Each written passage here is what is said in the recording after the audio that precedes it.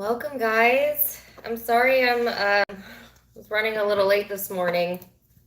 For some reason, well, I mean, I run late quite often, but for some reason this morning, I just feel like time got away from me. I woke up, I had some coffee. Before I knew it, it was 11 o'clock. I'm like, huh, weird. Anyways, I'm here now to do some tarot for you guys. We're going to go through all of the zodiac signs, Aries through Pisces. I'm going to get my cards ready and say hey to me if you're in here. Hello. Let me figure out what cards I want to use. I have been trying some of my newer cards because I don't use them very often, but I actually want to do traditional tarot today. I don't want to get so fancy with it. Let me get my other deck here for a second.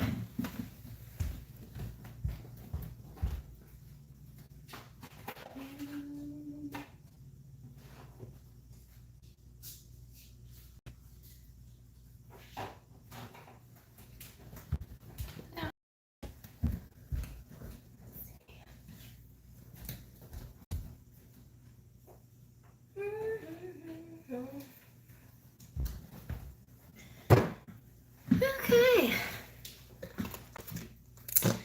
All right. So I hope everyone's having a good weekend. I'm hoping that the energy that I get out in the readings this morning give us some guidance as to what we can expect. I did want to say that I'm going to make a slight change to my page. I have been going live every Sunday for a few years now. And I love my Sunday lives. I really look forward to them, but it is somewhat of a sacrifice of my weekends, as I spend about 3 or 4 hours of it with you guys. Thank you for the $49.99, Ellie. Aw. Well, now you make me feel bad. She said weekends without your lives is like death. Don't be dramatic. But, well, now I feel bad for what I was getting ready to say. I was going to say I'm not going to stop going live on Sundays, but I'm going to scale it back to every other Sunday, I think.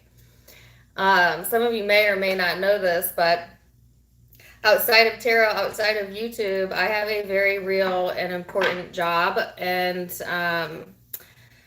so Monday through Friday, I am doing a mixture of the two.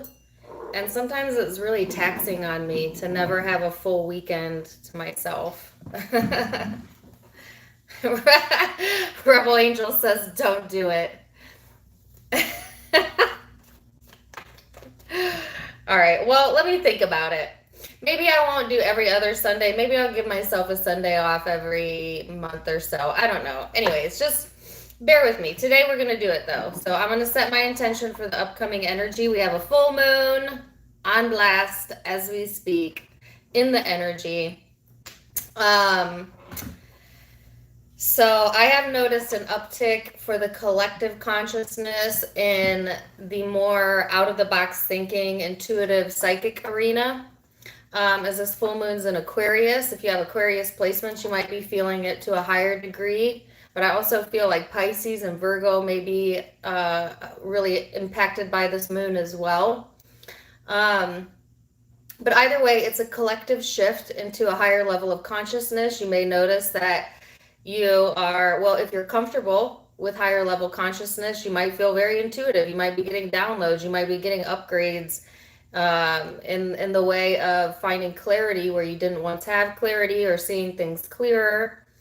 If you're not comfortable in that energy, you might be feeling panicky, anxiety, drained, frustrated. So it all just kind of depends on how you're channeling the energy that's coming through. But that's kind of what I felt for the collective. You can hear more about that on my Facebook, as I did talk about the full moon energy on my live on Thursday on Facebook. So you can find me over there, Tarot Time with Dana, if you want to hear more. But today we're going to go Aries through Pisces and see how this is individually affecting all of you. And we're going to go ahead and get started. So I think I'm going to use both of my traditional, I don't want to say traditional, my oldest decks. Oldies but the goodies. I'm going to use this. I'm going to use this. I'm going to use these. I'm going to put these back. I'm gonna get a drink of water. I'm gonna use my singing bowl to clear the air, and then I'm gonna meditate. If you are new to me, welcome. Excited to have you as the page continues to grow. But even if you're not new to me, thank you for coming back, and let's clear the air, right?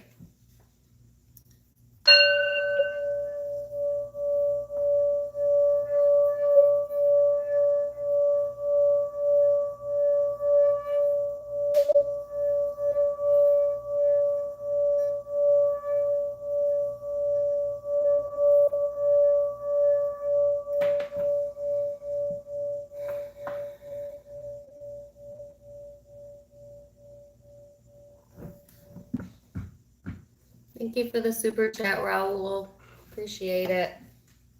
All right, so we have the air cleared. And I meditate in between each zodiac sign. Serves two purposes. One, it helps me to clear my energy so I'm not pulling it into the next reading. Two, it helps me to get any channeled messages that want to come in for the collective. If you meditate, I invite you to meditate with me. Sometimes if you send me your energy, it helps me to pick up on your story a little bit better. But if you don't meditate, that's all right. Just hang out while I do. Chill out. So, we're going to start with Aries. And before I do that, thank you for the $19.99 Brandy. Wow, y'all be so good to me today. Thank you. All right.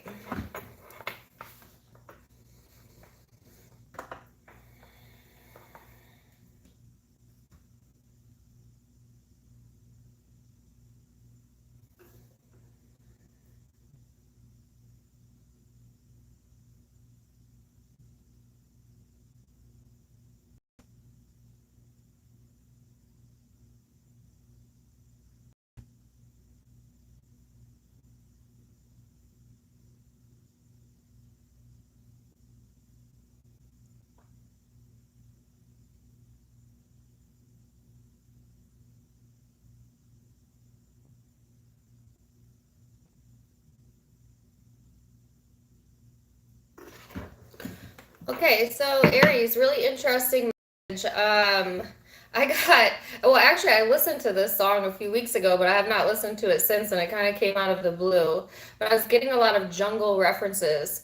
And I got the Jungle Book, but I'll come back to that. But I also got that song where they go, "Oh, we mow it in the jungle, the mighty jungle."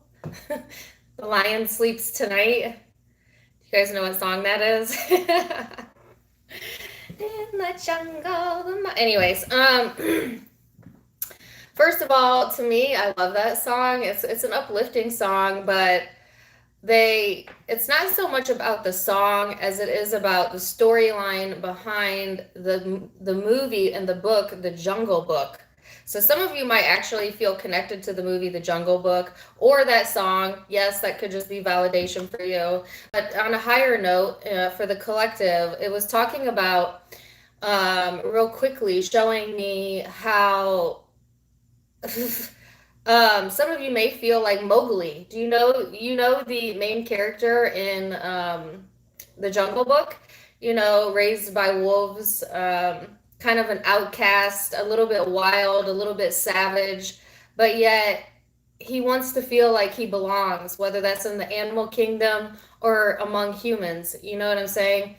And also feeling a deep connection with animals. So I'm not saying you're literally the character out of the book, but the energy that's coming in for Aries is kind of like that, in the sense that you might feel as though you are somewhat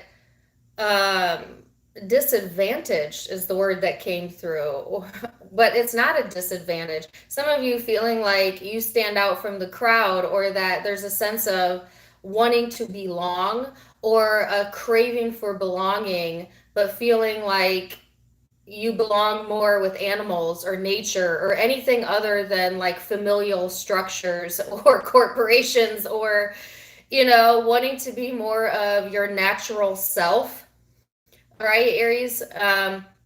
Even if that appears a little crazy to other people, you know. Um, and yet, at times, you feel like this is of a disadvantage to you for whatever reason. I'm not getting that it's a disadvantage. I'm getting that it's a unique trait that you hold. Okay. And I do feel like Aries people, whether it's in your sun, moon, or rising, do have a tendency to stand out, right? Like Aries energy in general is not necessarily a conformist or even a quiet energy, although if you have earth placements, maybe. But it's even if you are a quiet Aries, you still tend to stick out. You just cannot help it. It's like the energy that you bring, right? And sometimes that is to your advantage, and sometimes that is to your disadvantage. But I guess it's all in how you see it, right?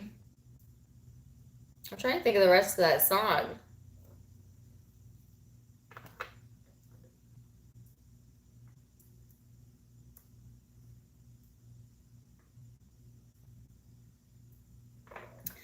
Anyways, I think that song was in another Disney movie. I'm not equating that song to the movie Jungle Book for my movie buffs, just FYI. I'm just saying the two had the word jungle in common.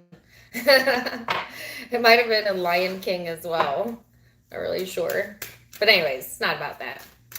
But let's get some cards out and see, Aries, what we have coming in for you. Or my Aries people. And my dogs are getting ready to bark because somebody's pulling up. FYI. So I have Sagittarius energy out.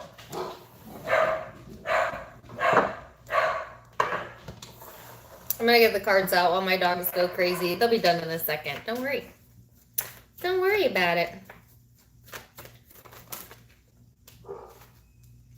So you had a few cards come out. You had the card of determination, Sagittarius, 10 of Wands, and the Wheel of Fortune, all right?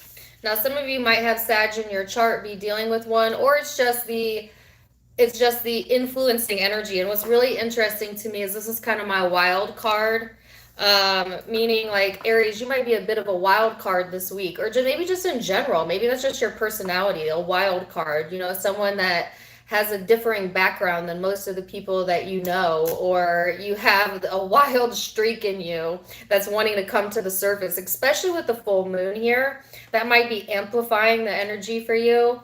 But this is a very enthusiastic energy. Yes, it's very independent. It's someone who likes to experience new things. So you might find yourself in that realm of wanting to experience new things, maybe take some risks. This also talks about philosophies on life, all right, and taking a look at that. There's a lot of determination here, a lot of hard work in the energy, but I feel like some of you are making this harder than it needs to be, right? Some of you feel like there's this mentality here, Aries, that nothing gets accomplished without some sort of struggle or hard work. And while I'm not saying don't be determined, I'm saying there does not need to be anything hard or difficult about it. Meaning, like, you can be determined without it feeling difficult if you're in the flow, right? So for example, I was just talking about my work life and sometimes how I feel overwhelmed when I'm taking on too much, but really it's never about the amount of work that I'm taking on, it's the attitude I'm doing it in.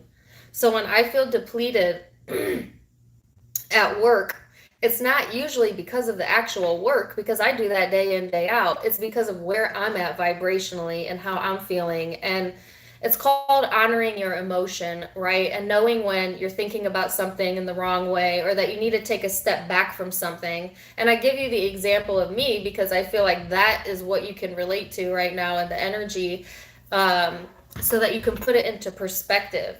That when we feel stressed or frustrated, it's usually not at all related to the thing that we're doing, but more so the way that we are perceiving it. Do we feel it is an obligation, or do we feel it is a pleasure? You know, do we feel it's something we have to do, or do we feel it's something we get to do?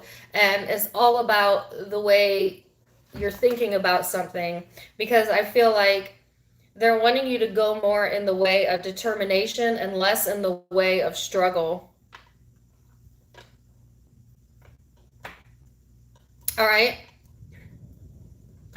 And this doesn't have to be with how you make money or work. If it's in regards to a relationship, right? And you're feeling very fiery about a certain relationship for some of you, it's like the way you're going to get what you want is not going to be through the struggle. It's not going to be through the worry and the frustration over it. It's going to be through the ease and the flow of knowing that what's good for you will come to you without you having to do much. So apply it how you want, whether it's relationships or career or both. For some reason, I want to flip these cards. So Emperor at the bottom of the deck, let's see.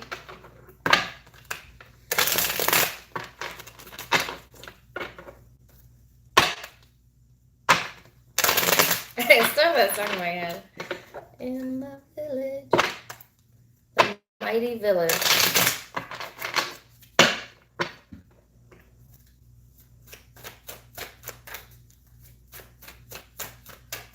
Aries. Also, I will tell you this. I'm getting an energy of like pushing yourself beyond what you have energy for, and like a caution around that. Like feeling a little bit foggy, but trying to push yourself beyond what you have energy to do. And they're saying, stop that. Thanks for the $10, Danica. And you know what? I was just getting ready to say, for some reason, that song, because he says, in The Lion Sleeps Tonight, I was getting ready to say that reminds me of Leo energy. Some of you are dealing with a Leo or have Leo in your chart. And then I got the Sun card out. So it's like things are coming around in a really beautiful way, Aries. Things are coming to completion. Also, there is karma and destiny involved here. And also the World card, which to me is a turnaround of events in your favor. But if you push yourself beyond this energy, if you are thinking more towards the burden of a situation versus what you're gaining out of it per se, then I feel like it will slow this energy down and take a little bit longer for you to feel connected again. Because this is also getting reconnected with your happiness and nature and what makes you feel good, right? And it's so fun because it's so funny because I was talking about Mowgli, right, from the Jungle Book. And here's this little kid here on this horse. Some of you connecting with your inner child or a child. They keep wanting to give me this stupid TikTok song. I don't mean to say stupid, where they say savage, something, something, ravage. I don't know. Some of you a little bit savage. Thank you for the $49.99, Manny. Dang, thank you guys. Wow. I don't actually know the words to that. I just know it's a TikTok. It's a popular TikTok. Something about savage. Does anybody know that one? I don't know why that's coming in. Anyways.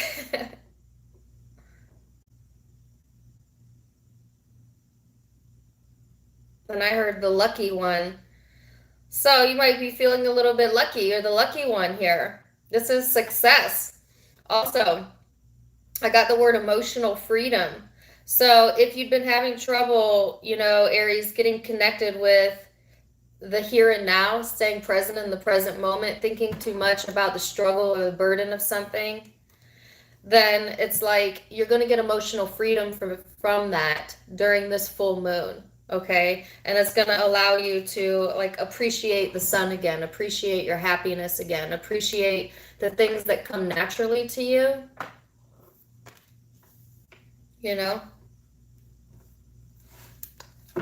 Let's see the person you're connecting with.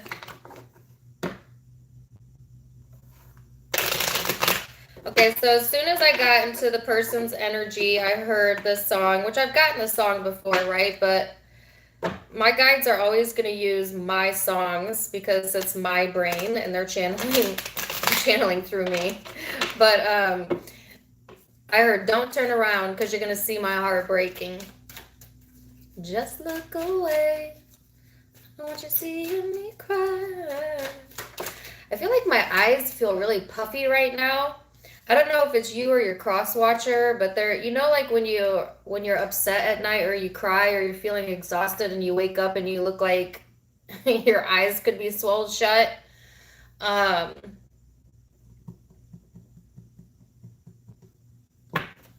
that's a random message. But I do sense like this person with the Nine of Swords and the Aquarius card, the Star card. Some of you are dealing with an Aquarius. This person is definitely blocking their own blessings. You know, no wonder I got that song. And there is like stressors going on in this person's energy that has them feeling like something that they really want or something that's destined for them is not within their reach or not within their ability to comprehend, is a word that they gave me.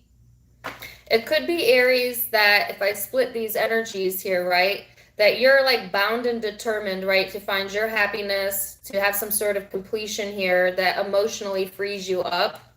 And this person is more stuck in the burdensome energy, and that could be where the burdensome energy is coming from. And it's a part of, it's in the way that they're thinking about something.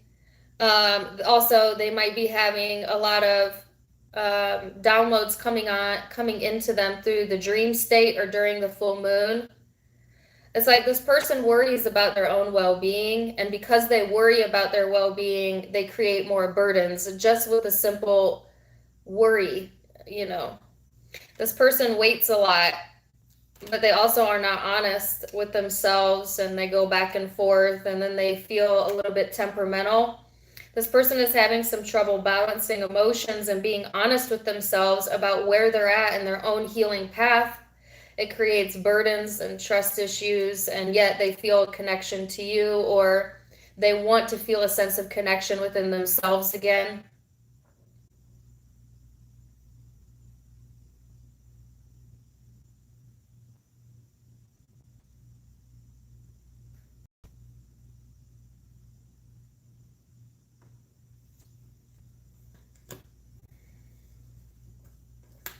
Yeah. Oops.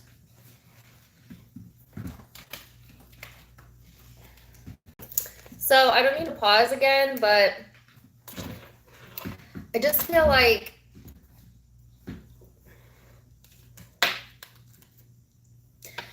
right now they keep giving me the lyric to that song, Just Walk Away.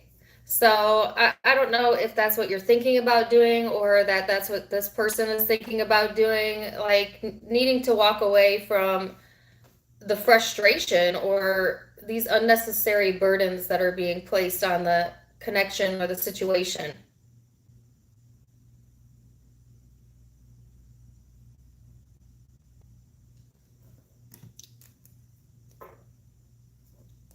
All I heard was something at hand. What's at hand? Something at hand. Something at hand.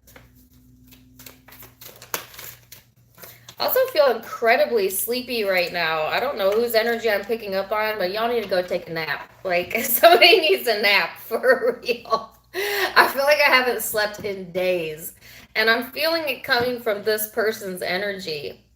But because it's a general reading, right, and you're connected somehow to this person, it could be you or bleeding into your energy. Because I do sense, right, that there's a connection here, which we're connected to everyone and everything. There is no disconnection. That is an illusion of the mind. But I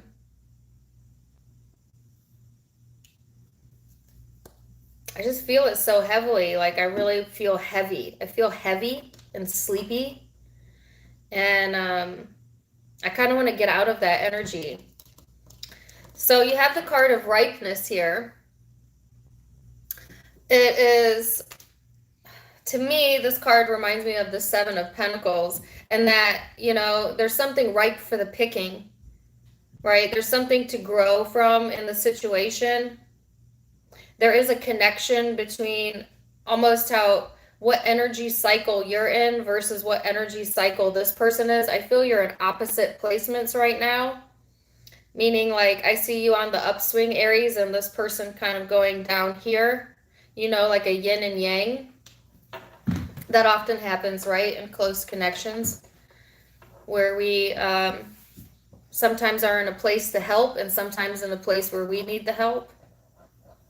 But anyways, I need to move forward because I don't want to be on here for 4 hours. So let's see what the guidance is.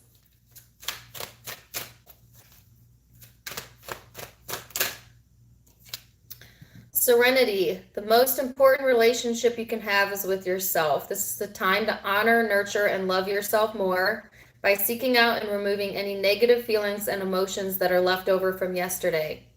Do not let past issues and resentments interfere with your serenity today.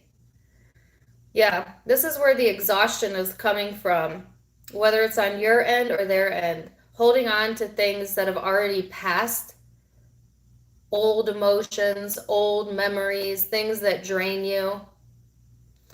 You know, your mind cannot tell the difference between an imaginative thought,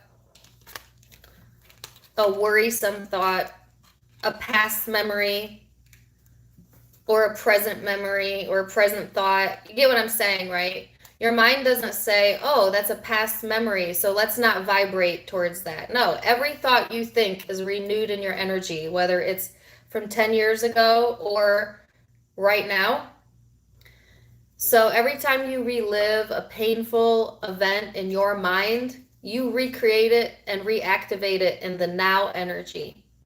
And that's how people get stuck. That's how people get stuck in ruts, whether it be with a job or a relationship. They keep renewing the old issues into the now by constantly recalling it and then constantly emotionally activating that. I'm not saying forget what happened to you because that's impossible, but if you can refocus your mind around it, you'll be a lot better off. And this could be advice for you or your cross watcher. So it could be dealing with the Leo, Sagittarius, Aquarius. Those are the predominant zodiac signs I'm seeing. Yeah.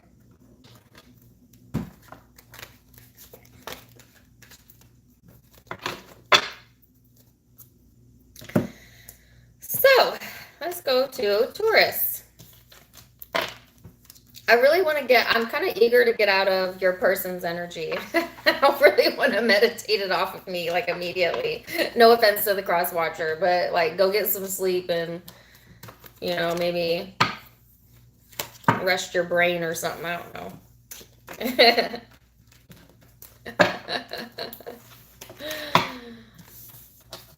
I think I missed the super chat. Hold on, let me see who that was.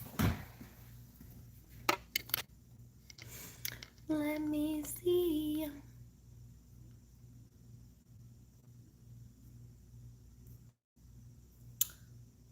I think I said thank you, but if I didn't, thank you for the $10, Danica.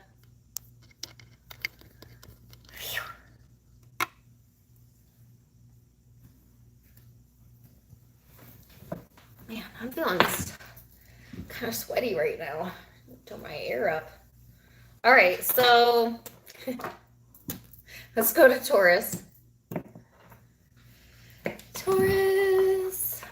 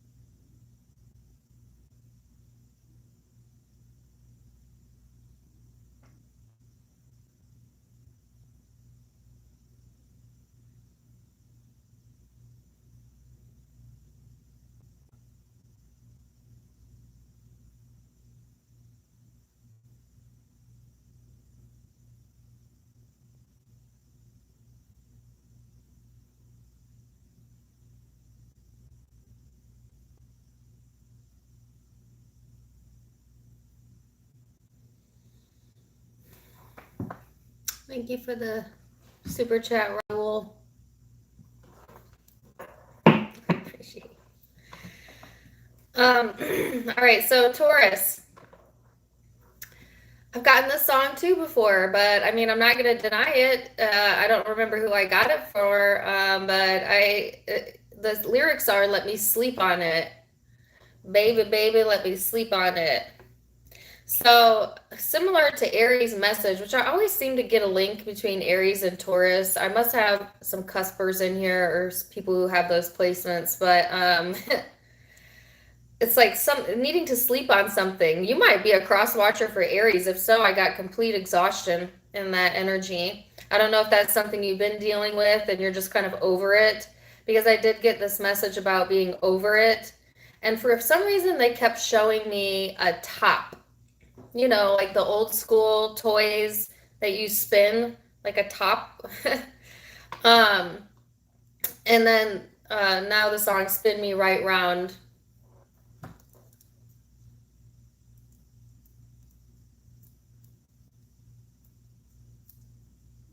Sorry, I'm listening to the lyrics of the song. So it's almost like Taurus. There is a spin around in the energy, all right? Maybe there's something you need to sleep on before you make a decision about. You know, if you're not feeling at your best or you're feeling like a little bit dizzy in the energy, get some rest, get some sleep.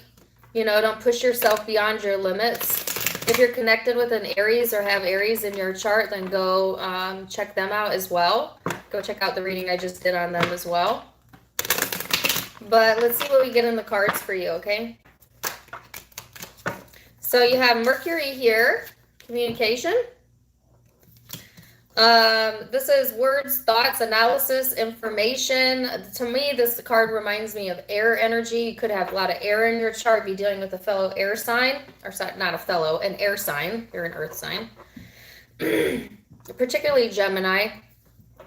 But anyways, this is just having an awareness, right? A lot of communication possibly coming in and needing to have that clarity. And yet I don't feel that clarity is coming naturally or easily for some reason during the full moon. Some of you might feel that fogginess, all right? But it's like, okay, when you're feeling foggy, Taurus, not the time to communicate or to overthink something, right?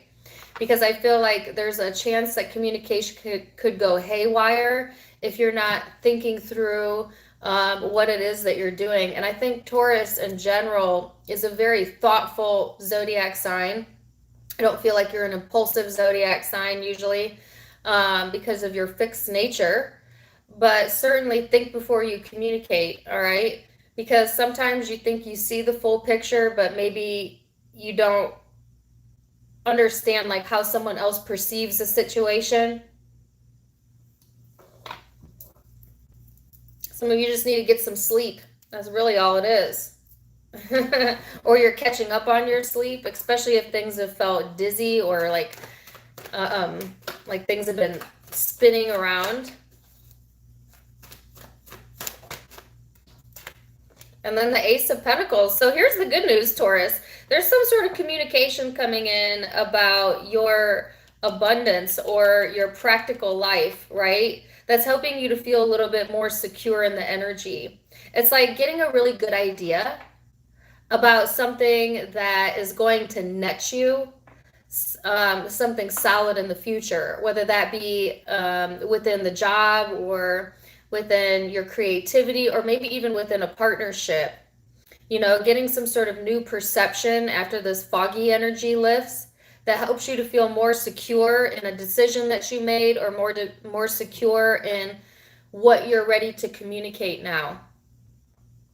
So I get that some of you, this exhaustion, like spinny energy is actually is getting ready to move out. Like you've been in that and now it's coming into clarity or coming into clearer focus. And now it's like a secure time to communicate something, okay? Some of you are a little bit lagging in the energy. And so you're kind of going through this fuzzy phase and then popping into clarity.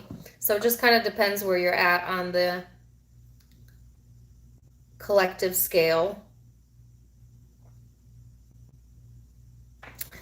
I'm getting a lot of words like well thought out, thoughtful, being thoughtful, a well thought out response, well intending, a mature approach. I don't know if that's what you're being encouraged towards, or that's what you're doing right now. Taking the more mature approach. Maybe after you sleep on it. Whoa! Oh, come on. I cannot take all of those. Sorry, I love you, Taurus, but we will be here for 7 hours if I take all of these. Although it's so interesting that some of them came out in the reverse and some of them didn't.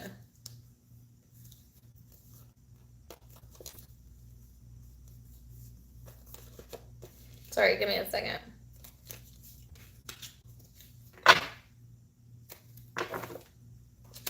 All right, so I have the 10 of Pentacles.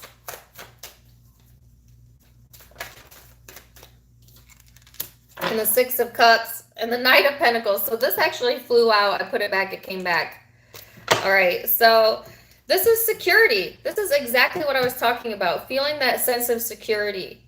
And because you're getting into the space of feeling more secure in your ideas or your lot in life, or maybe within finances, it's helping you to give back a little bit, whether that be to give more love and attention to your children or to family or to friends, or to be able to give financially, maybe for some of you, or if it's not financially, just your energy. You know, having, when we feel secure with where we're at, when we're feeling that sense of stability, it's easy then to extend ourselves to other people because you have it to give, right? And so I feel like it's a really thoughtful approach, Taurus, or you're taking a very thoughtful approach in the way that you want to give back to something, whether that's giving back to your community or giving back within the workplace or within a family unit or a relationship. It really doesn't matter, but I keep getting the word give back. It's like your turn to give something back right now because you have it to offer. You know, you have it to offer. Maybe you've not always been in that space, you know, where maybe you were in need more so than being the one to give. Maybe some of you are constantly the giver. It doesn't really matter. It's just like there's an opportunity to give back in a well thought out, well received way. Right? Because there's something on offer here as well. This is like potentials showing up. So potential new opportunities to make money for some of you, potential networking for others of you, or just the potential to move forward in this very secure energy and see things from another perspective. Like this is all beautiful, secure vibes here. You know?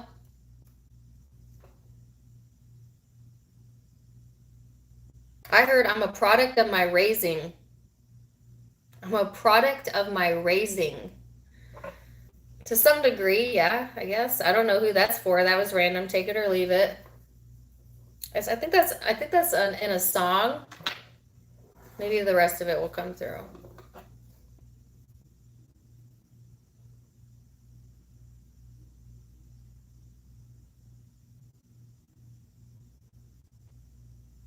Is it Willie Nelson? I don't know. Let's get some cards out for the person you're dealing with.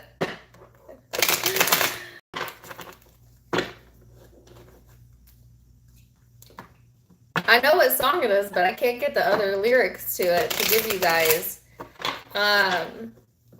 In the song, he basically says, you know, this, I am who I am. This is who I am, you know. And it's not like in an egotistical, malicious way. It's in, this is who I am. I don't know if some of you are feeling that. Or if you know what song I'm talking about. Yes, okay. That was not Willie Nelson. Gretchen Wilson Well, Willie Nelson has another song that's going to come through. I just know it. I'm pretty sure it's him. But that is also the lyric from Gretchen Wilson. I'm a product of my raising. I say, hey, y'all, and yeehaw. I don't know if I got a country lover in here or even if you don't love country or even know who Gretchen Wilson is, it's just like being proud of where you came from, Taurus. Like, yeah, it's keeping that humbleness about you. That's what it is.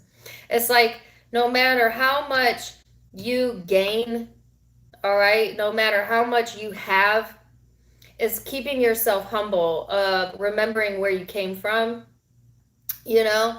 And I'm not saying lowering yourself. I'm saying being proud of that, right? Being proud of that. I'm a product of this, and look how far I've come, right? But I don't feel I'm better than.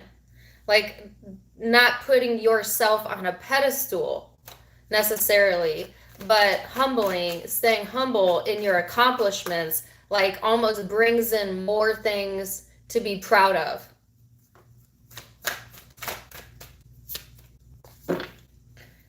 So you have a person you're connecting with who also has the Ace of Pentacles. How funny is that? But then they have the Seven of Swords. How interesting is that? So whoever you're connecting with, they want a piece of that pie, because now I'm getting that song. It was from an old sitcom. Finally got a piece of the pie. I think they say something like that. Does anybody know what that song is? Anyways, this person might be jealous of your success. I'm just going to say it, you know, or this person may be trying to say that they are also on your level, but it's not quite the truth, you know. Or maybe they were able to attain some sort of success, but they kind of went about it in a non-well-intending way, or they cut a few corners in order to get where they're at. You know, and I'm not saying this in a way to judge a person, right? Because we all do the best we can with what we know. But it's like this person may either envy something that you have because it doesn't come as easily to them, or it's like they also have things going well for them, but they're kind of, they gained it by maybe not the most honest of means, right? And so that's not for you to judge, right? It's not for you to speculate about. That's just kind of what I'm seeing in the energy. And if it's not that, then it could be that this person is also working on their own security and stability, especially within a home or a family, but there's deception around it, all right? Not being completely truthful about where their passion is or what they're passionate about. Which could be like, if you're following your passions, Taurus, and you know, you've got the security to back it up, and this person also has something they're passionate about, but they haven't been able to really launch it, that would create a little bit of a divide energetically between you and them. Someone here might also want to know, like, the secret, your secrets or something. There's just like a secretive energy showing up on this person's side. No. This is a paranoia. This is not a truth. But I heard that some of you feel that this person is secretly plotting against you. And even if it is the truth, it does not serve you to sit in paranoia. Because when you sit in paranoid thoughts, law of attraction grabs hold of that paranoia, and it only keeps giving you more to be paranoid about. And it'll definitely destroy your energy, right? Like, just know that universe sees all. Karmic law is in place. You don't need to figure someone out or pull someone down to stay secure. Just let it work itself out, you know. And that's for a very few of you. I feel like that's so specific you would absolutely know if that was for you or not. I don't get that there's like a deep, dark anything like that going on. I just get that there's insecurity on this person's side. And it kind of pisses them off when other people start doing better than them. And it's not even just about you, Taurus. It's just in general, that's how they get. You know, it's not even personal to just you. That's just how they get. It's an insecurity within this person that they're needing to learn some sort of lesson around, you know, and that someone's success will never take away from your ability to also have success. So to never see others as competition to you. You know. I got the past lives card and friendliness. So some of you, it's like the energy is begging you to take the big, can't get the word out, to take the higher road. Kill them with kindness. They can't have what you have. Nobody can take from you what you have. So be kind to them. Because when someone is feeling insecure or jealous or envious, it's not personal to you, it's personal to them. And it's like, keep this friendliness approach here.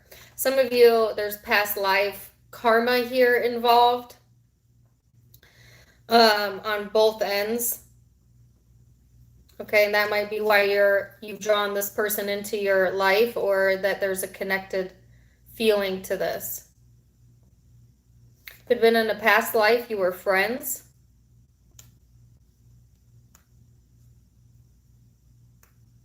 But maybe in this life they're a coworker or a lover or a family member, like they switched roles, but the story's the same is what I'm getting.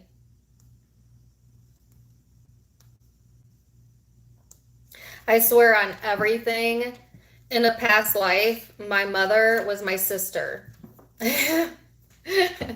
And if she was watching, she would agree on that, because we have always felt more like sisters than mother-daughter necessarily.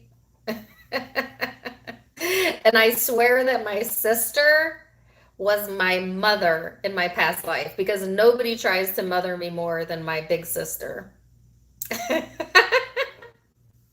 So our joke always is like, when we came into this life, they mixed it up. But, you know. Anyways, let's see what the guidance is.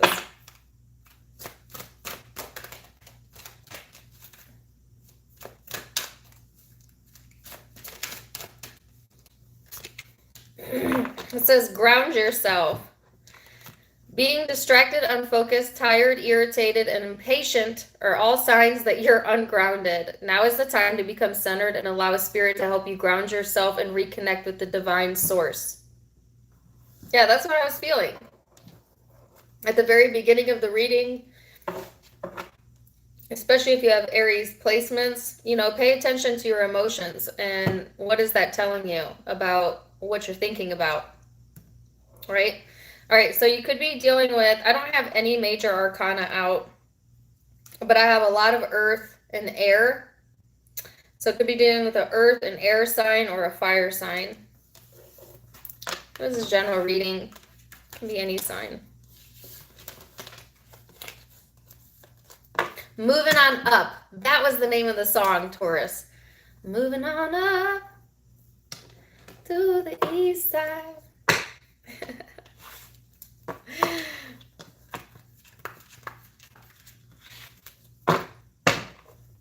Hey, Carmen. Thank you, girl. You're beautiful, too.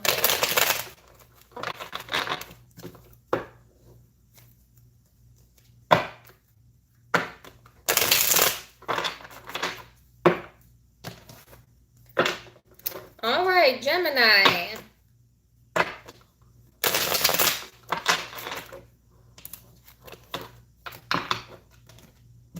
It's a deluxe apartment in the sky. Is that what they say? Thank you. What was I saying? Getting a piece of that pie? It was way off.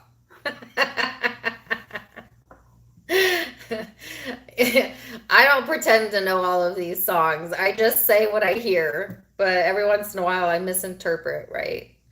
But I feel like that still applies. Finally got a piece of that pie. I think they say that in the song, right? Okay, so I'm not totally tripping. Okay. All right. Gemini.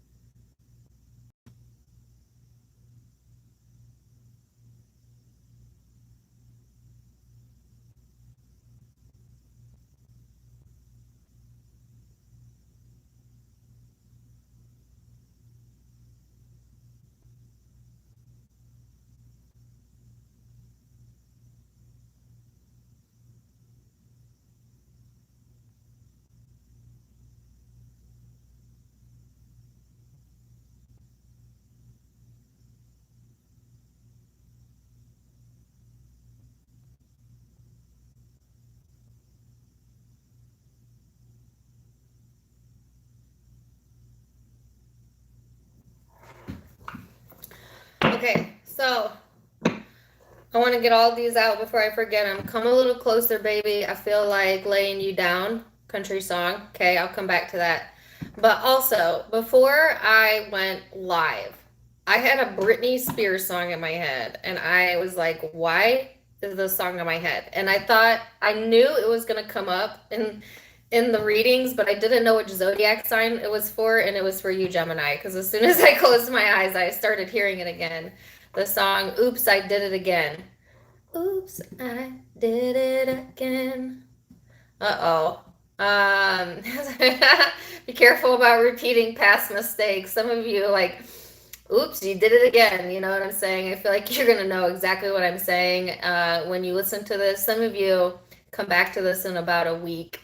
I don't believe in mistakes though. I just believe in learning opportunities. So, hey, you know what? Take it with a grain of salt. But I also want to come back to the images I was seeing. I had to get those songs out because I knew I'd forget them.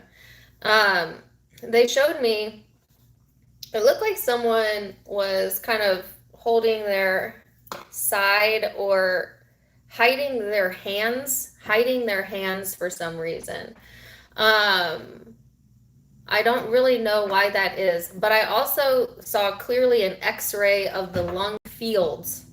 They showed me like if you were looking at an x-ray or a CT scan or something and you can see through, into the lung fields. So there, I don't know why that's being highlighted. I am not a medical empath. Like, please go actually see a physician if you're having issues with your lungs. But the higher message from that, even if it has nothing to do with the lung fields, is that there is like a transparency here or the ability to see through a person or see through a situation, right? Because when you have an x-ray, you can see past the skin and you can see through, right? To the heart of something, to the truth of something. And so, oh,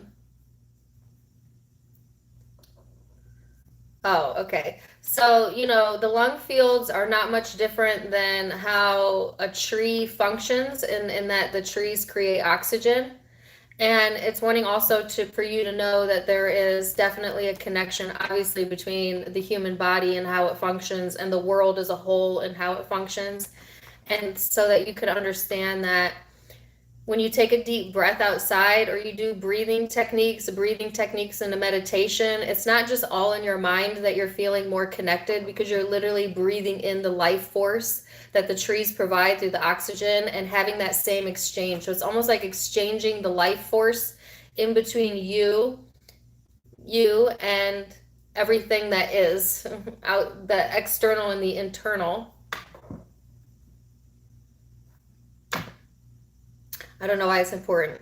I do deep breathing exercises when I meditate in the morning, Gemini, that are really, really helpful to me.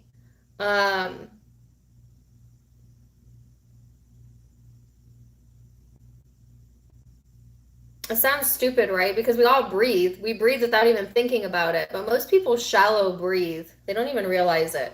Most, because you're not supposed to be aware of your heart beating and your lungs breathing. Otherwise, you'd be insane if you had to keep track of that 24/7. It's automated for a reason. But every once in a while, if you can consciously like really truly deep breathe and get it down deep into your lungs, you'll feel an immediate sensation in your body. All right, if you do it too much, you'll hyperventilate, so don't do that. But in the morning, 3 to 5 big deep breaths, expand your lungs. I don't know why I'm telling you this, obviously for a reason. I'm not really sure. Let's see.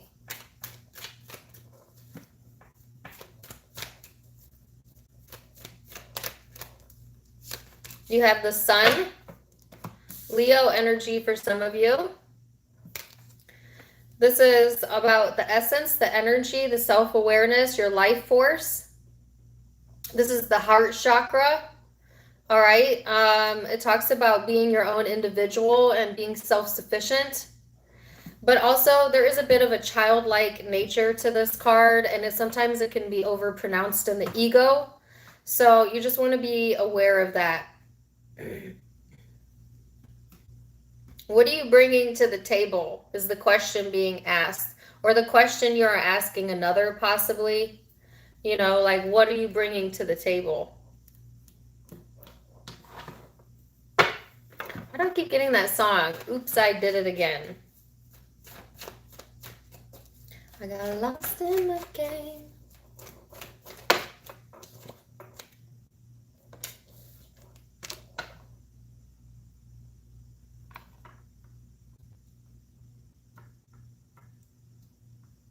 Sorry. Okay, so the other part of that lyric that's coming through is I'm not that innocent. Some of you wanted someone to believe that you're innocent. You're not that innocent, or playing like the dumb game, like you don't know something, but you know something. You know what I'm saying? Like playing sweet and naive when you're not naive at all. Like that type of energy, like almost, I don't want to say tricking someone to be vulnerable with you, but hey, I mean, keep it real, right? Or getting someone to open up to you because you're like on their side, but you're not that innocent. Or somebody could have done that to you, Gemini, because this can always be vice versa. But it's like there's two different sides showing up here. Because now I have Urkel. You guys remember the show Urkel? Where he's like, did I do that? He knows damn well he did that, Like, oops, did I do that? And you did it. Like, oh, I didn't realize that you felt that way, but you realized they felt that way. You know what I'm saying? Like, be careful with that energy, Gemini. No judgment here, but be careful, And like I said, if it's not you, you could be dealing with someone that behaves like that. It could be Leo or a water sign. But anyways, there is celebration here. There is, this is positive energy nonetheless, which is weird why I'm getting that message, right? Some of you want to open your heart and reconcile with someone, and then it's just going to repeat a pattern again where someone acts like, oops, I did it again. Like, think about that song, Gemini, and think about this before you move forward with anything or anyone. Because there's a likely chance that something's going to repeat history here. And maybe even may seem unintentional, but it's actually intentional, which is really interesting.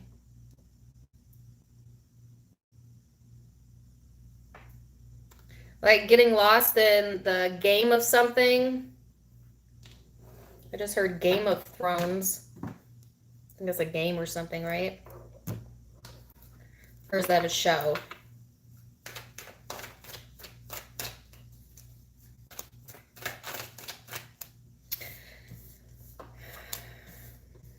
like playing with someone's heart. All right, or someone could have played with your heart.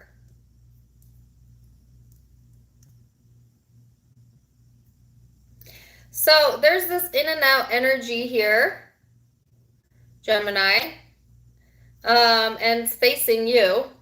All right, so it's like changing your mind about some sort of action you were going to take.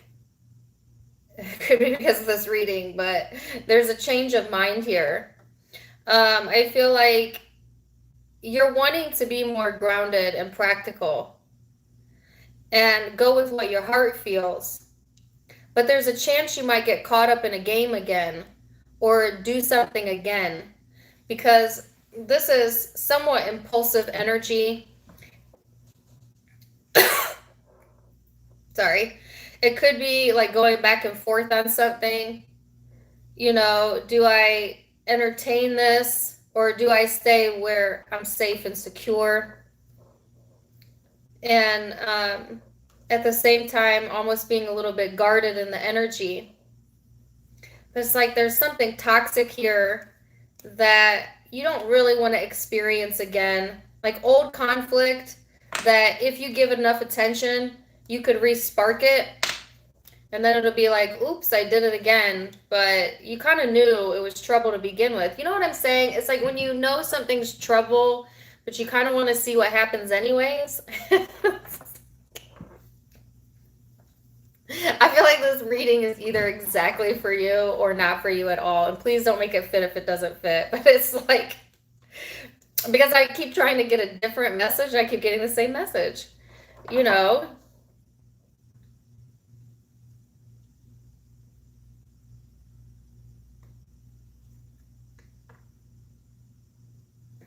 Let me see what this person's energy is. So this person has the Ace of Wands, the Eight of Cups in the reverse, Eight of Wands. So there is impulsivity on this person's side and the inability to walk away. If this is an intimate connection, there might be a lot of attraction. This person might be very physically attractive to you or attracted to you, and an inability to walk away. It could be that this person's getting ready to do something again because there's a strong desire here. So when they try to separate themselves from that, they always keep finding themselves being pulled back into it. And that's why that song keeps coming through. And let's not forget the other song that came through. Come a little closer. I feel like laying you down. So I don't really, you know, I don't do like rated R sexual readings, but it could be that someone keeps coming back because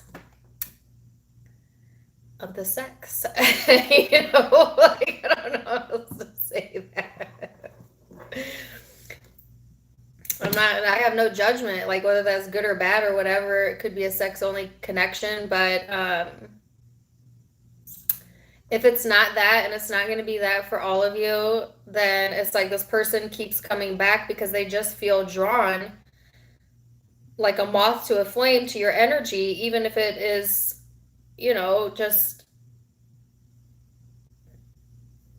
I heard a repeated pattern. See, but then they pop back in, they communicate what they want, and most of it's not the truth because they're covering up how they're feeling, or they're not secure enough to be honest with themselves, so it won't last, you know. Sorry. I'm not saying that's forever. I'm saying right now in the energy, it's a lot of erratic, in and out type of vibes. So if something comes together this week, just know that, you know, that energy is present.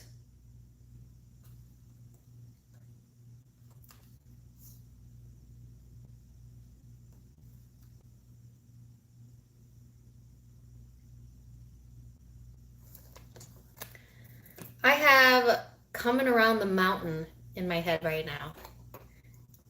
She'll be coming around the mountain when she comes. She'll be coming around the mountain when she comes. She'll be coming around the mountain. I have no idea why.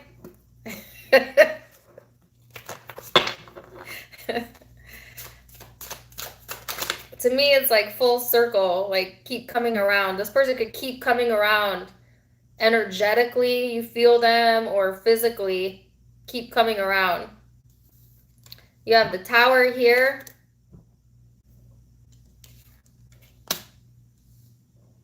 Now I have the song Galileo Figaro.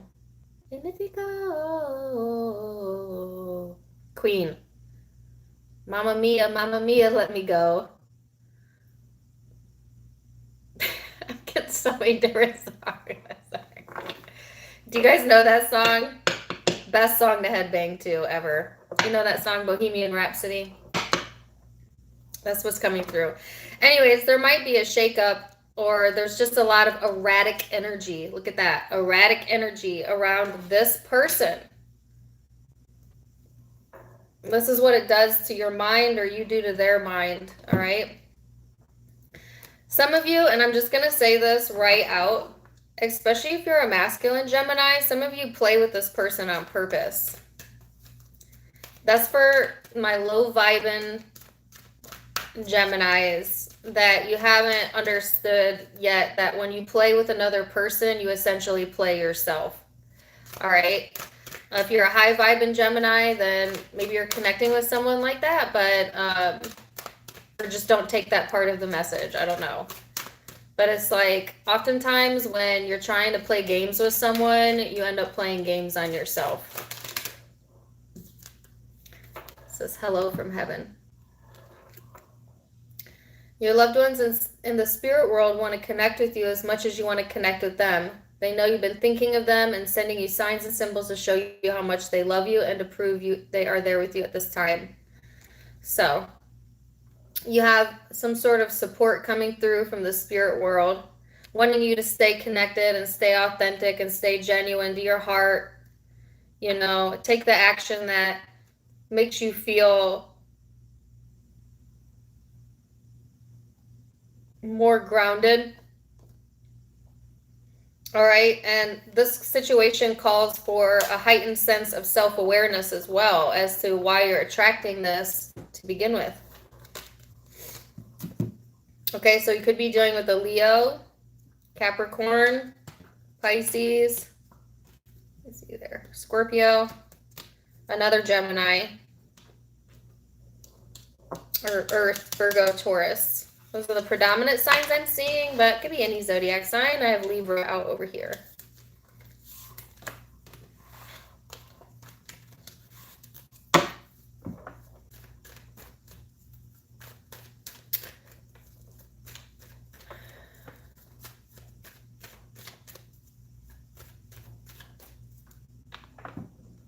Thank you for the 1999, Dana. Aw. Thank you for the kind words. Okay, so now we're going to move to... Who are we going to move to? Cancer. I think about that for a second. Cancer.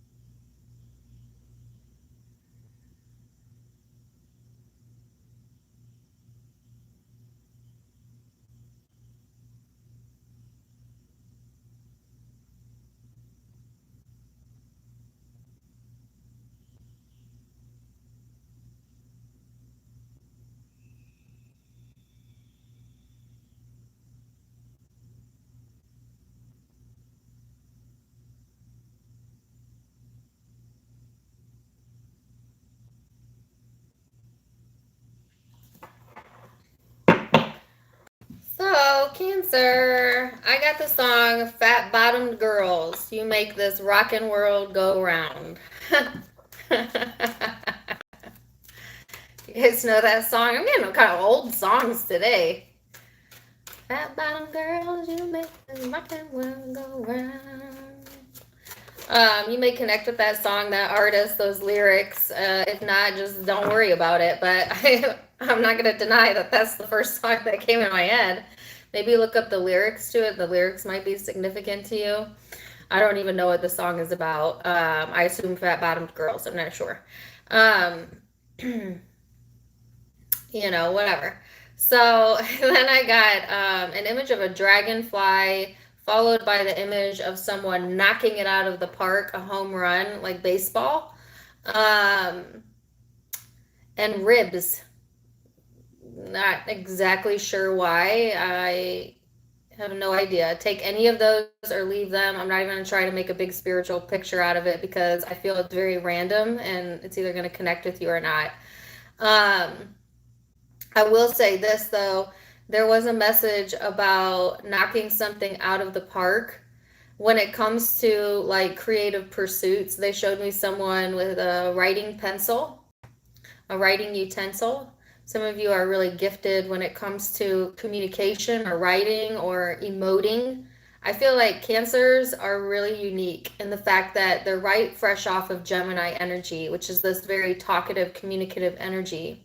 But also being the first of all the water signs, you also have that depth, that emotional nature. And so Cancer tends to be the more chatty of the water signs when it comes to emoting and expressing emotion. A lot of famous actors and actresses and screenwriters and all of that born under the sign of Cancer, songwriters, lyricists, because there's like a poetic type of energy that usually surrounds people with Cancer, heavy Cancer placements. And they tend to be more artistically drawn when it comes to whatever type of work that they do, or they're drawn towards the more emotional, communicative type of positions or jobs. I don't know why I'm talking about all of that, but as I look down, you have the 10th house of reputation here. So I guess maybe for some of you, this reading is more than likely about drawing your attention towards what you're naturally gifted at so that you could build your reputation, your empire. And interestingly enough, this card talks about fame and notoriety and standing out, your purpose. You see there are cameras here. All right, so some of you are my more reserved Cancers, but still it's like something's flowing through you during this full moon that's heightening your awareness around career or reputation or your purpose, right? What your achievements are, and honing in on that, especially if you also have Capricorn placements. All right, pay attention to what zodiac sign falls in your 10th house. Okay, it doesn't have to be.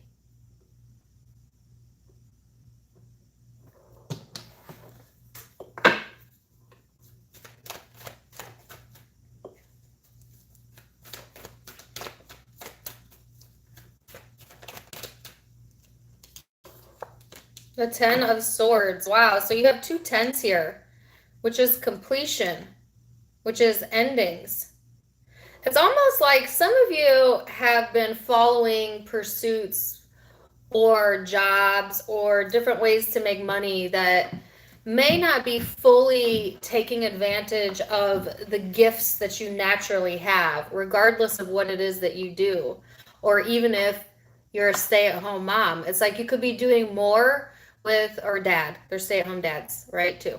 That you could be doing more with the natural gifts that you're given than what you're currently utilizing. And so there's an encouragement here, Cancer, towards growing in that aspect of your life.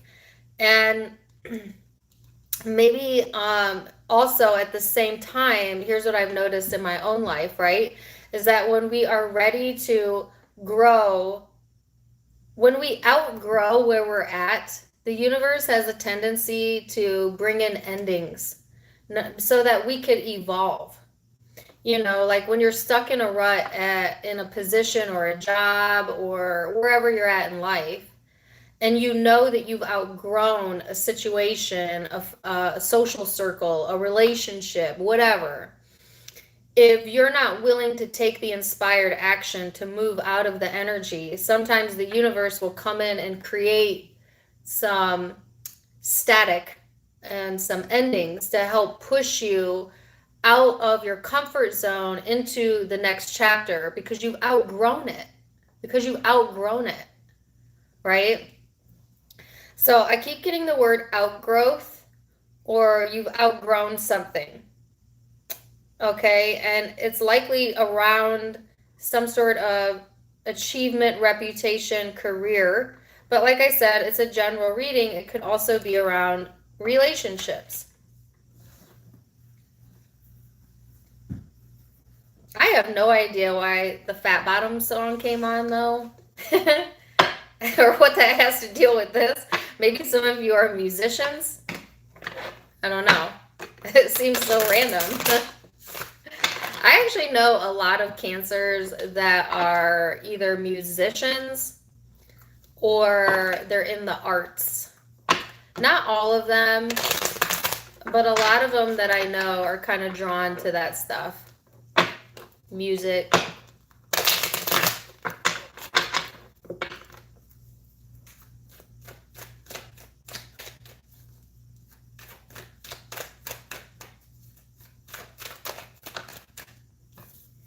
Knight of Cups.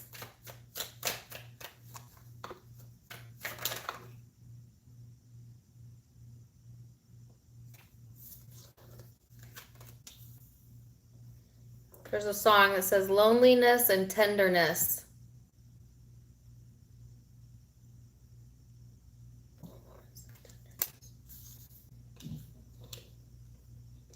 There could be a sense of loneliness within you, Cancer, but it's also at the same time a little bit of tenderness in your energy.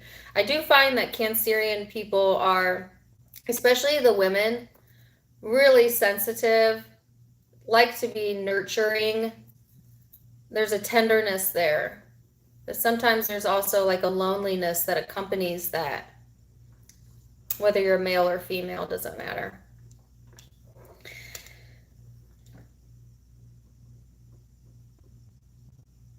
There's a song associated with that that's not coming through.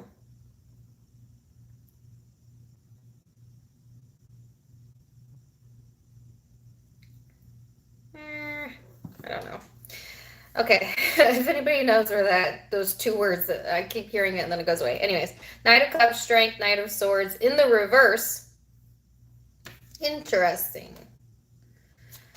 So, it's almost like Cancer. With this energy, you might be feeling more like confident in your ability to emotionally express yourself. And even though the Knight of Swords is in the reverse, I actually like it because if it was in the upright, it would have come out like this, where you would have been emotionally opening up, but then facing some challenges right off of the bat. But see, it's in the reverse, so that both are pointing the same direction, right? Meaning that it's like if there was a blockage in your ability to emote, to communicate, to feel confident in something that you want to say, the blockage is being removed after the full moon, and it's allowing that to flow a little bit easier, and things may feel a little bit easier as well, especially when it comes to things that you feel very strongly about, that you things that you've overcome in the past. Could have been trust issues going on, or this stubborn, very stubborn energy showing up in the past that you've since walked away from, whether that's stubbornness within you or within another person.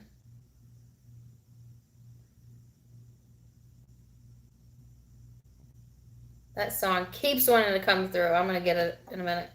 Anyways, It's like feeling strong and confident enough to be able to express, even if it's not understood by another person, even if it doesn't come back to you the way that you put it out, you know?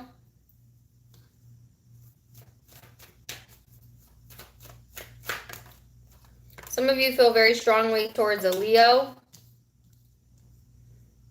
Okay. But doesn't have to be. Person you're connecting with is the Devil and the Knight of Wands. Capricorn energy, Nine of Swords at the bottom of the deck. So, oh, wow, okay. Don't, Cancer, there is a caution here, though, about giving your love and affection to someone out of loneliness, and then your tender heart getting hurt when this person can't reciprocate it in the way that you deserve. There is a caution about that. Especially if you're dealing with a toxic person that is constantly in and out, always in their feelings, always in their head, detached, inconsistent, doesn't communicate well. You might have had an ending with this person. Oh gosh. If you are dealing with someone like that you're exhausted with, don't go in full heart on sleeve. Some of you are going to do that, or you've already done that.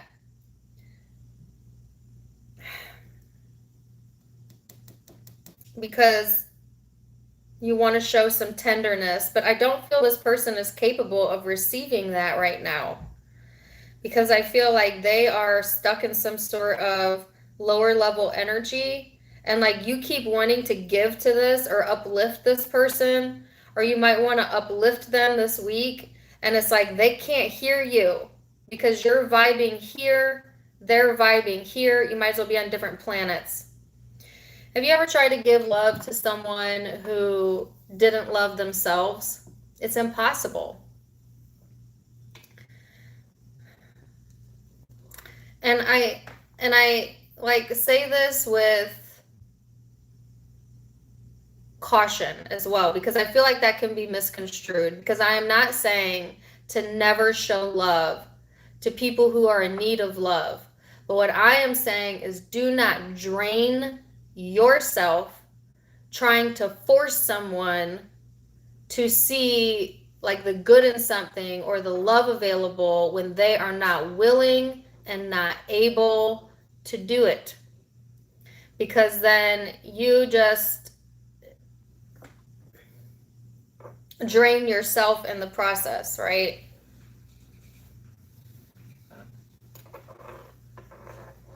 And this does not have to be an intimate partner. This could be a family member that drains the hell out of you, but you're always trying to be open to them anyways. And, you know, or a friend. But it certainly could be an intimate partner that you've had an ending with. And you're like in this space of maybe feeling good or feeling confident, so you want to help or you want to reach out and you want to be that Cancerian that is there for someone, and then this person sees it as an opportunity to kind of suck you back in to their own toxic life or energy. So be so cautious there. Because they're inconsistent. I heard inconsiderate at times. Now that may just be your perception. That may not be the truth of this person. They may not even be like consciously aware that they come off as inconsiderate because they're so absorbed in their own misery that they don't even realize how they come off to other people or to you. Again, this reminds me of Gemini's reading because I feel like this is so specific, right? And as the reading evolved, I could see the situation coming to light. And don't make this one fit if it doesn't fit either. But like some of y'all are wanting to uplift someone that is not in a place to be able to be uplifted right now.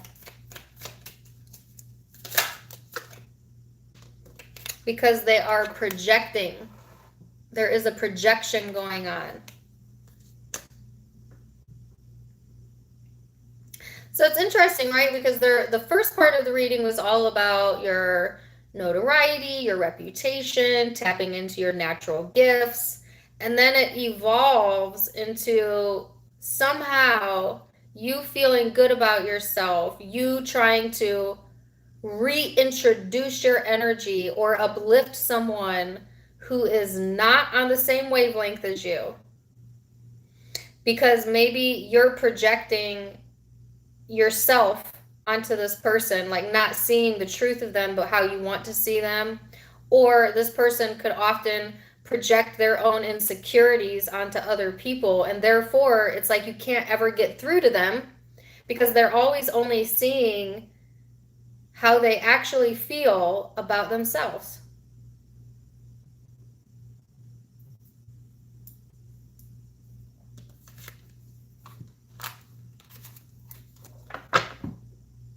Thank you for the $4.99, David.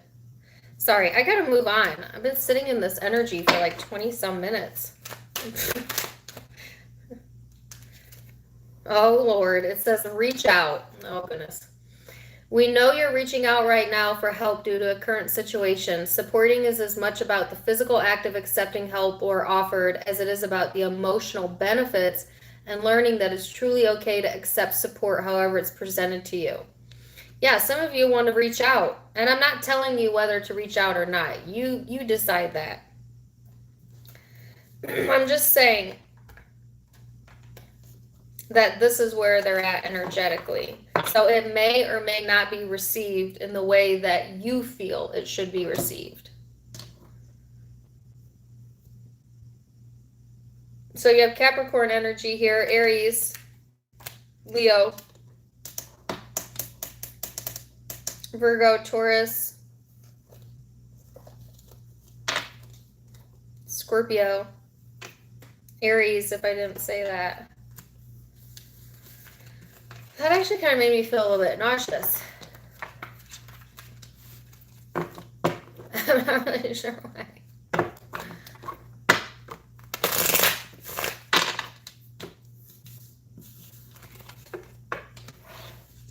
All right, Leo.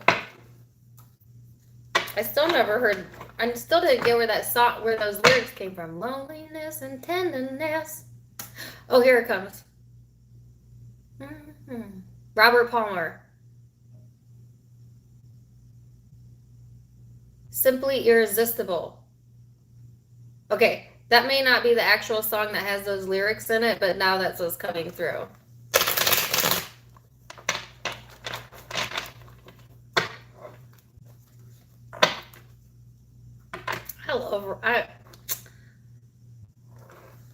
I love Robert Palmer.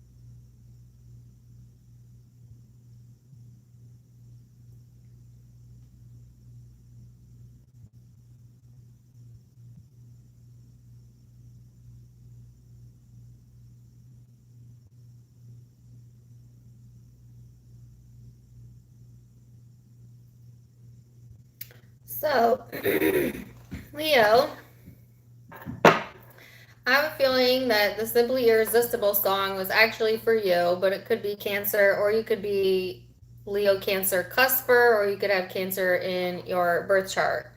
But I was still hearing the song Simply Irresistible. She's so fine, there's no telling where the money went. You might be simply irresistible to someone. You might have someone that's simply irresistible. You just might like that song. I don't know. Check out the lyrics. But besides that, I also got a few images, and one was really interesting. You know, like when you have a small child, and you throw them up in the air and you catch them, and you throw them up in the air and you catch them. I kept seeing that over and over and over again.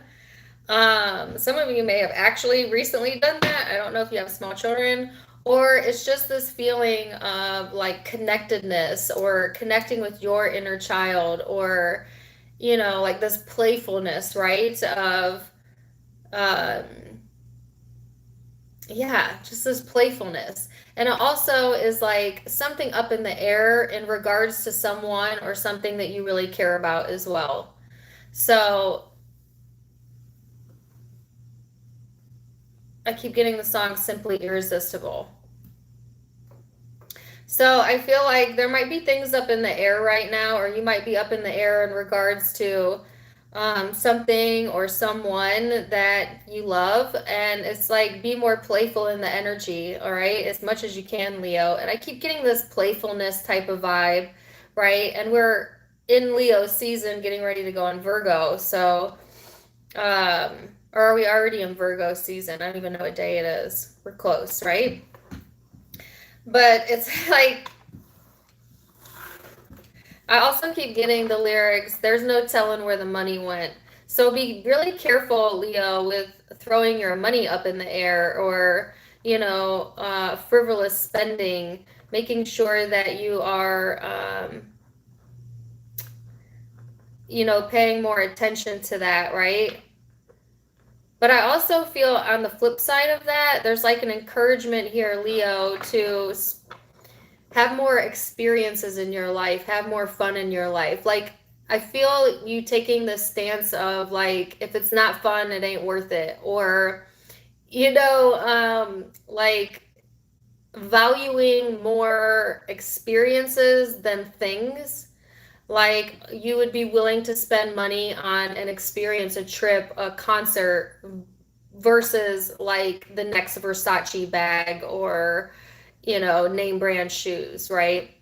Like, I feel you more in this energy, Leo, of wanting more excitement, okay, in your life, and like preferring to spend your money in that direction versus on, for some of you, even practical things that you actually need. So that's where the caution comes in. Because like one thing is I don't blame anyone for preferring to pay for an experience versus an item, because you grow through experience, right? But at the same time, if you're negating like your practical needs for an experience, then don't be surprised when you're asking yourself where the money went, right? Because I get this. For some of you, the Simply Irresistible isn't about a person at all. It's like an irresistible urge to spend money on things that aren't practical or lasting. Okay? And if this is vibing with you, you know it's vibing with you. And if this isn't you, you could be connecting with someone like that, or observing that behavior in another where they're really impractical with the money. And then they're like, well, where did the money go? And you're like, well, you threw it away, you know, or, you know, like there's a fine line there. There's a fine line.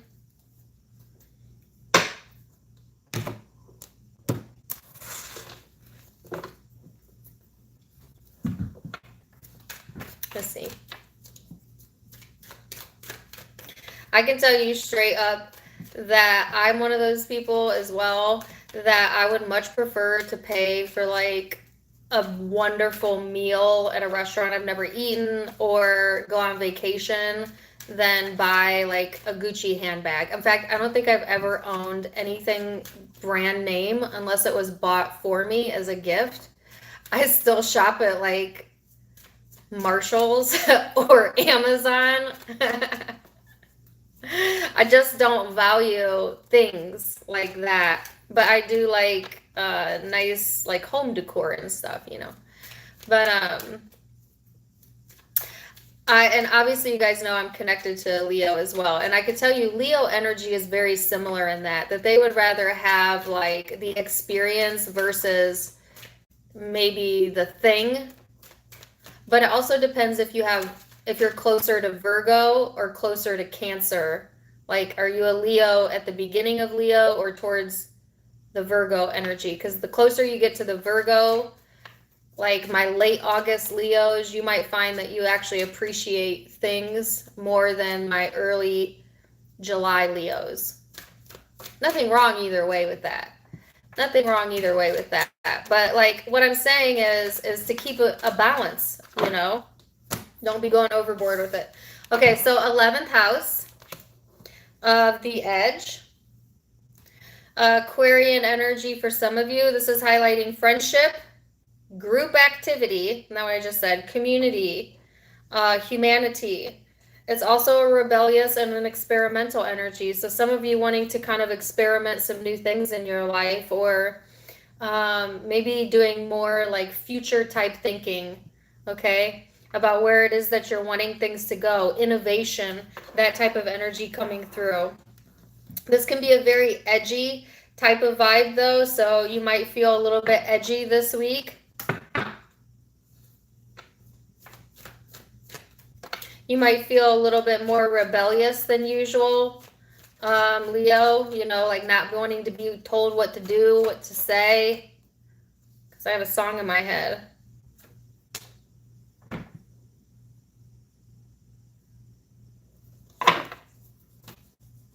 Wow, some of you are definitely dealing with an Aquarius. All right, or have Aquarius in your chart. You have the star here in the 11th house. But even if you're not, it's just like you're on the precipice here, Leo, of breaking into a new age of how you think about life, how you think about yourself. For some of you, it's a very spiritual type of energy coming in. It's like out with the old, in with the new. And there's a lot of hope around this, okay? There's a lot of wish fulfillment here. You might be connecting with people during this time frame that you have common goals with as well, you know, or looking for people that you have more commonality with.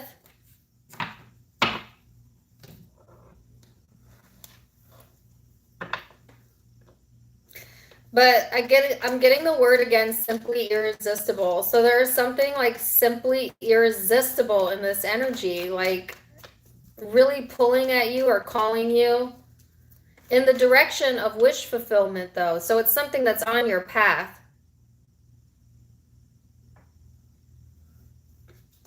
To me, this energy is all about exploring new potentials, thinking outside of the box.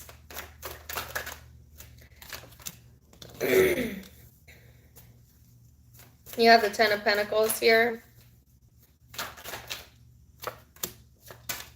Ace of Wands, the Queen of Wands, that's your energy, 6 of Swords. And the Strength card. So, Leo, it's time to, one, get your finances in order, all right? Don't completely ignore your practical life, because you're still going to need somewhere to call home at the end of the day. You know what I'm saying? So, like, don't get too all up in your head, to thinking so much about the future that you're not paying attention to the practical parts of your life. However, I do feel like there is a sense of security coming in. For some of you, some financial security that's coming in, that's helping you get motivated to follow your dreams again.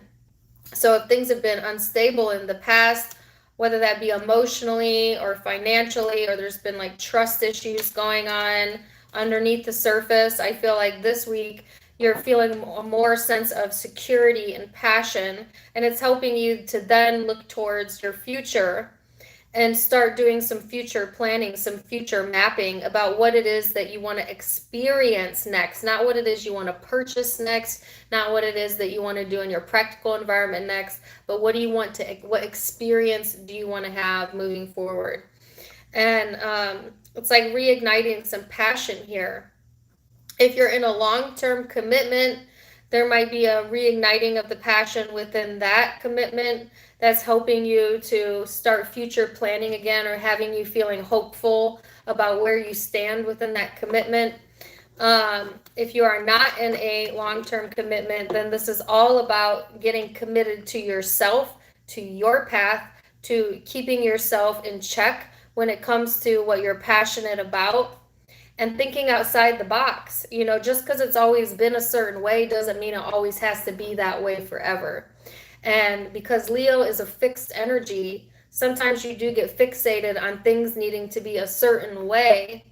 And this energy is coming in to try and show you that there is a different way, maybe even a better way.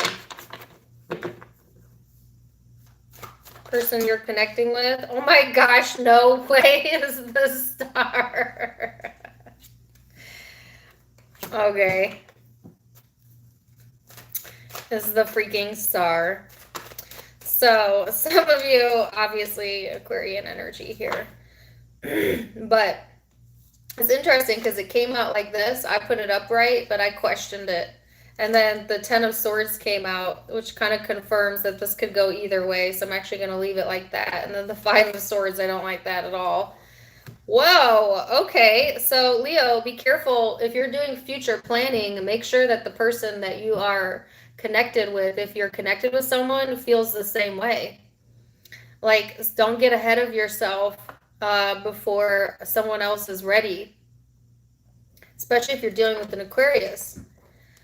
But even if you're not, I feel like this person has kind of lost hope in a situation that they're allowing to end in their own life, and almost like accepting defeat right now, which might have been really difficult for this person to do, to sort of give up. It's so interesting because here you are, Leo, on the come up, right? And this person is giving up. This reminds me, what zodiac sign had the yin yang energy? Was it Aries? Some of you could have Aries in your chart, where it's like, as you rise, this person's falling.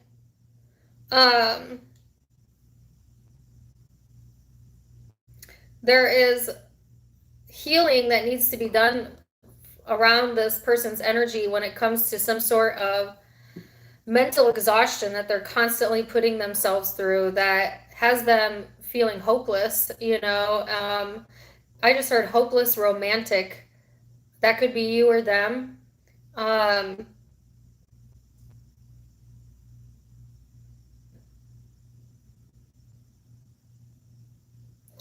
see, it's a product of the way that this person is thinking, Leo.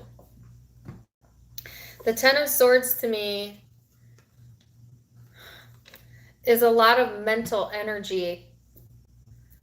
It's like this person thinking that something is kaput and over, and it makes them want to give up,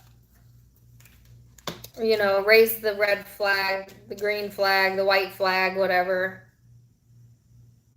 But at the same time, they know that they can't give up. They may not be able to see the way. This person could have addictions, obsessions, fixations going on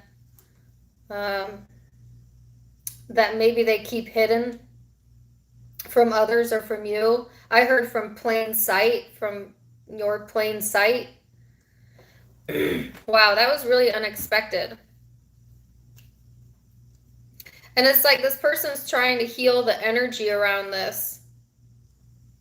But they may be struggling in the energy, right? They may be struggling right now to tell the truth about something that they have going on, or to be truthful even with themselves about something that they do not want to admit to themselves. I'm not even saying it's towards you. Something they cannot admit to themselves because it would feel like accepting defeat, and they're not ready for that yet.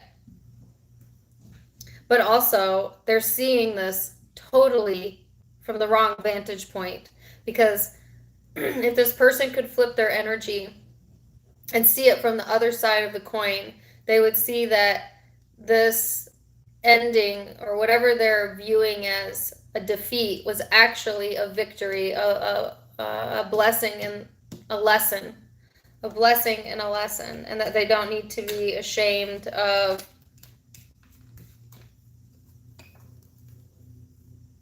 their inner demons. Right? Because there's growth that's going to come out of it when they can get out of their own way. So let's get some guidance. Wow, that took a turn, right? If I was titling this reading, I would title it, wow, that took a turn. The Rebel. Thanks for the $4.99, Clomira. I don't know if I said that right. The Rebel. So you or this person may have quite the rebellious streak. I felt the rebel energy coming in earlier. It's like there's a radical change here, a radical shift. And it's almost like as you shift, this person shifts, but not exactly in the same direction, which is really interesting. There's some sort of growth that's going to come out of this, and it's a temporary energy, so don't get too stuck on it, you know.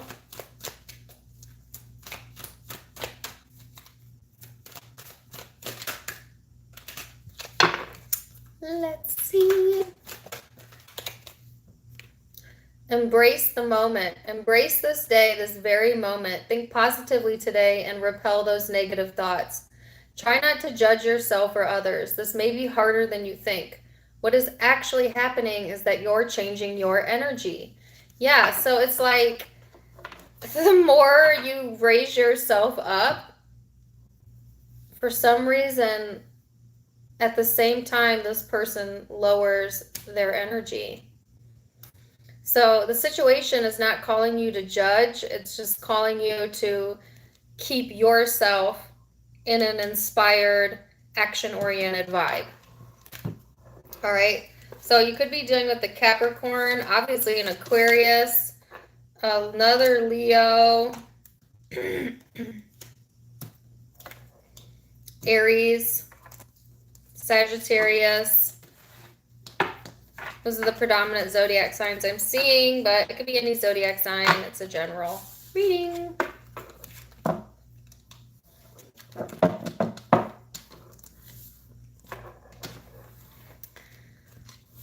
So, wow, these readings are taking like way super long, as usual. It's like once I get into them, I can't stop. Virgo.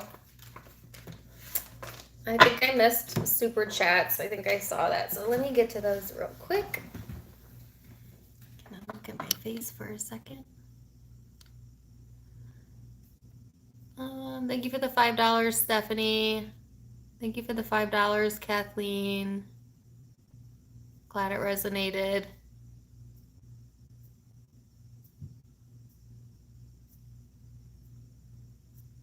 Thank you, thank you. Thank you for the $5, North Falcon.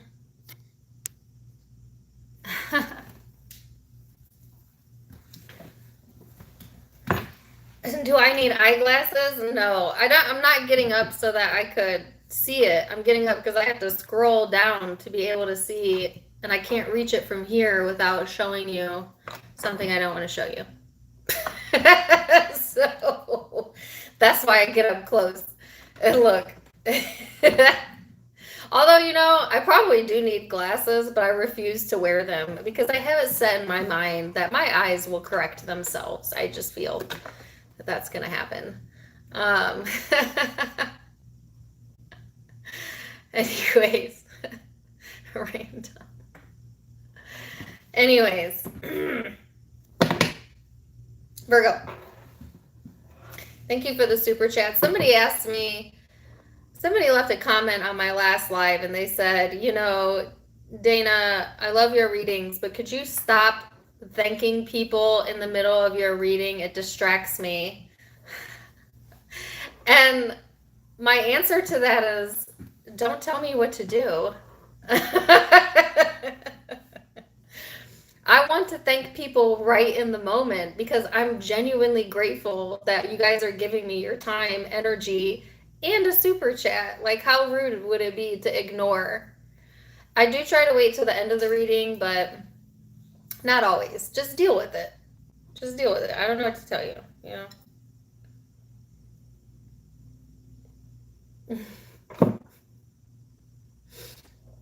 I mean that very respectfully, but don't tell me what to do on my channel. Don't. That just irritates me. It's not like if it was a useful, innovative idea, I'd be like, "Oh, they have a point." But when it's just kind of criticism over I don't like that, yeah, I'm just going to do it more often now. Just to be a brat. That's an Aquarius thing. I can't help it.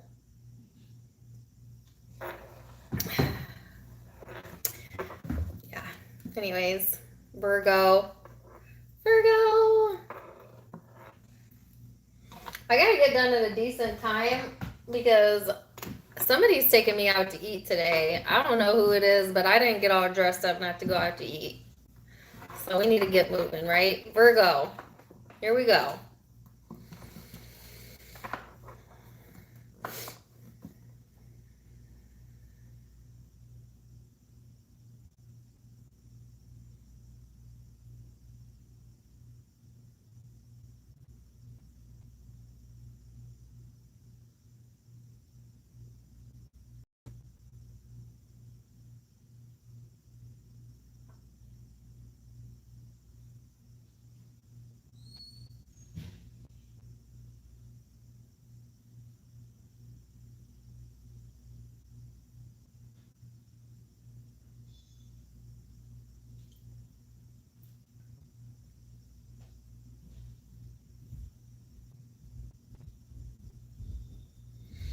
Okay. I had a song come through immediately, and I thought it was Bohemian Rhapsody, but it wasn't. It was We Are the Champions by Queen. Yes, I got Queen again. What was Freddie Mercury's birthday? Just out of curiosity. The part of the song where he says, "It's no pleasure cruise, but I never lose." And then the song picks up, "We are the champions, my friend. We'll keep on fighting till the end."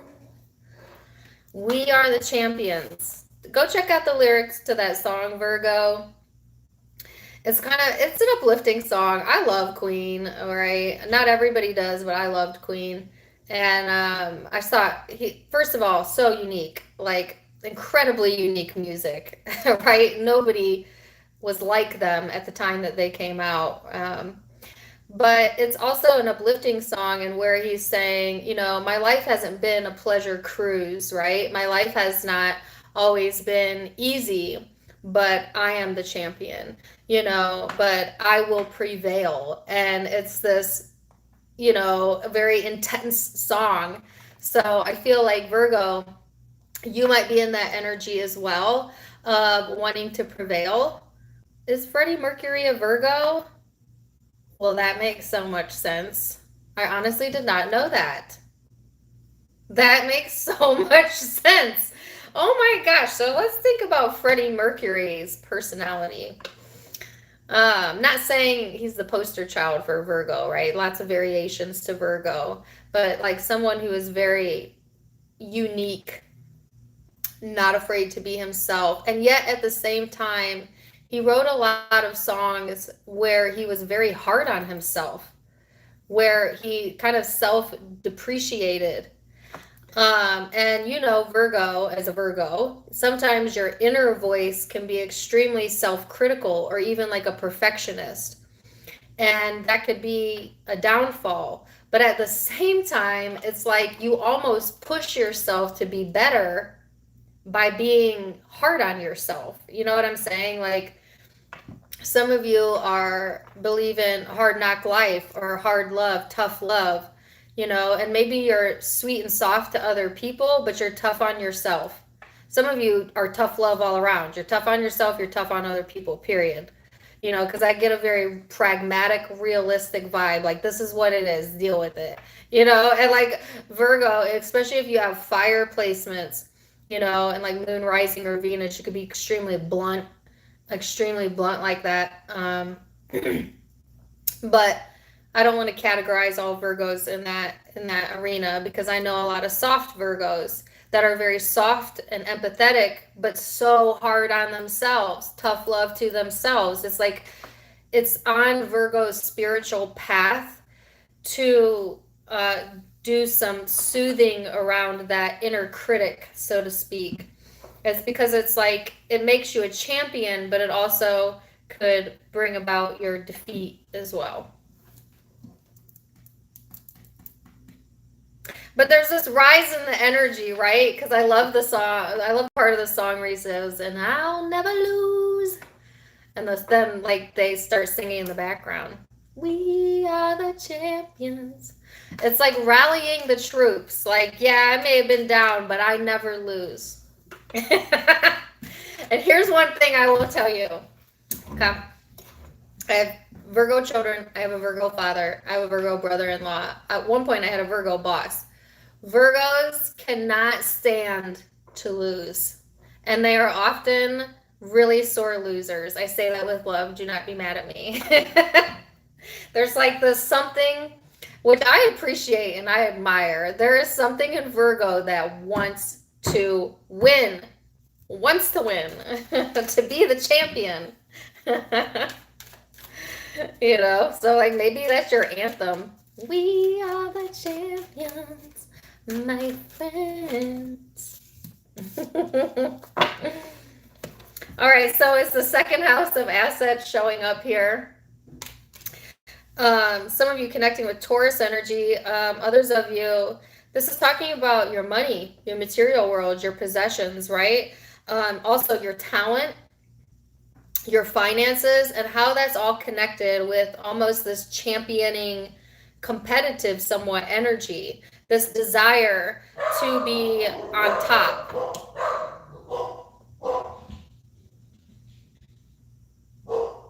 Sorry, I have someone here, so my dogs are going crazy. So it's like, especially when it comes to money or whatever you're naturally talented at, wanting to be the best at it, right?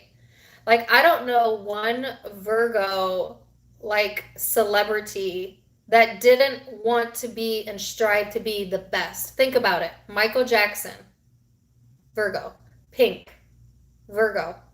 Freddie Mercury, Virgo. What do they all have in common? Tenacity, a desire to win, to be the best.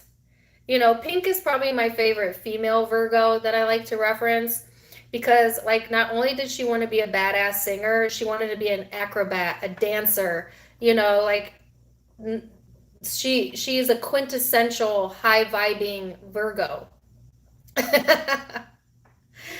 But it's like, in order for you to thrive when it comes to assets, it's like this desire to really pull in that energy that makes you want to be the best without activating the part of you that wants to tear you down.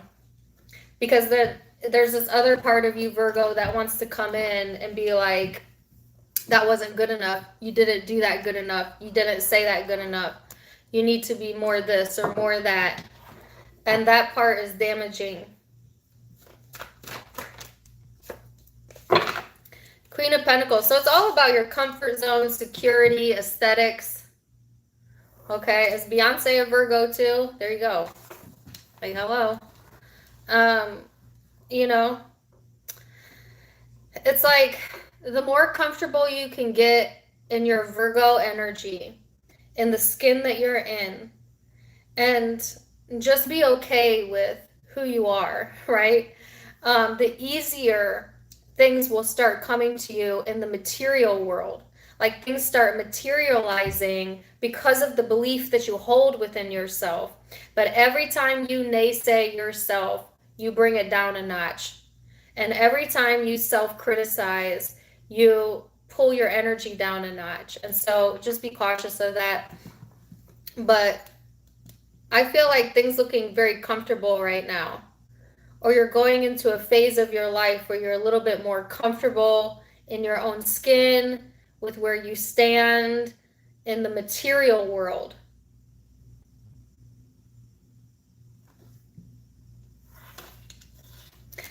And this could be coming after a time where you felt dissipated, disconnected. I got the word dissipated. Thank you for the $5, Sweet Arts Photography. Pink is an Aries? Pink is not an Aries.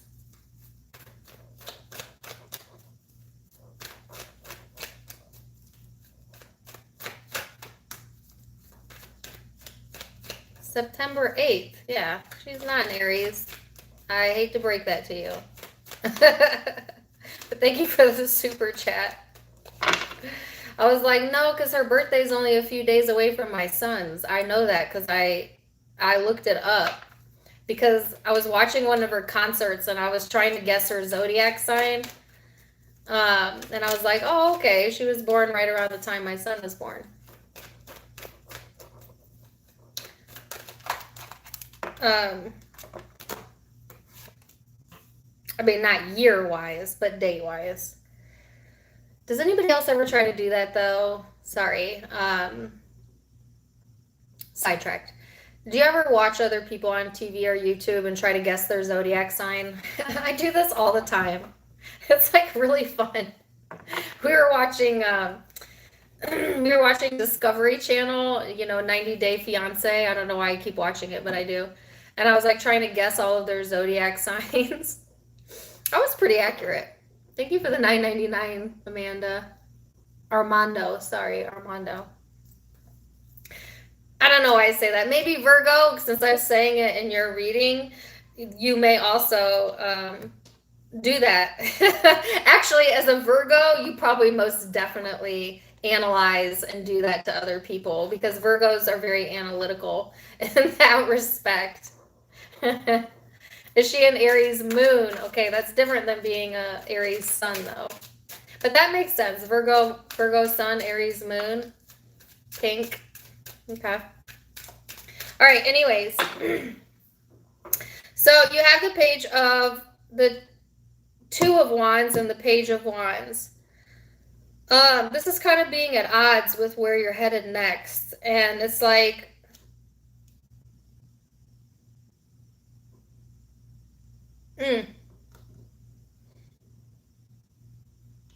sorry, I just had all this air run through me. It's being at odds with how you're feeling, like which direction you're going, right? Like not wanting to lose everything that you have worked for or that you have, but also feeling called in another direction. And I feel like this is where that rallying the troops energy is coming from, feeling called in two different directions and not really sure how you're going to reconcile both. There is some sort of justice coming in around this that's going to help you to walk away from the indecisiveness and become more certain in what you want to give your love, your time, and your attention to. But be careful about the competitiveness, right? Because this drags you down. The need to compete, or if it's not that, there's like family drama or internal conflict maybe going on that's stemming from some sort of need to be right, whether that's coming from you or you're drawing that out of another person. This is like a side note, a caution here. It's like when you go to express yourself,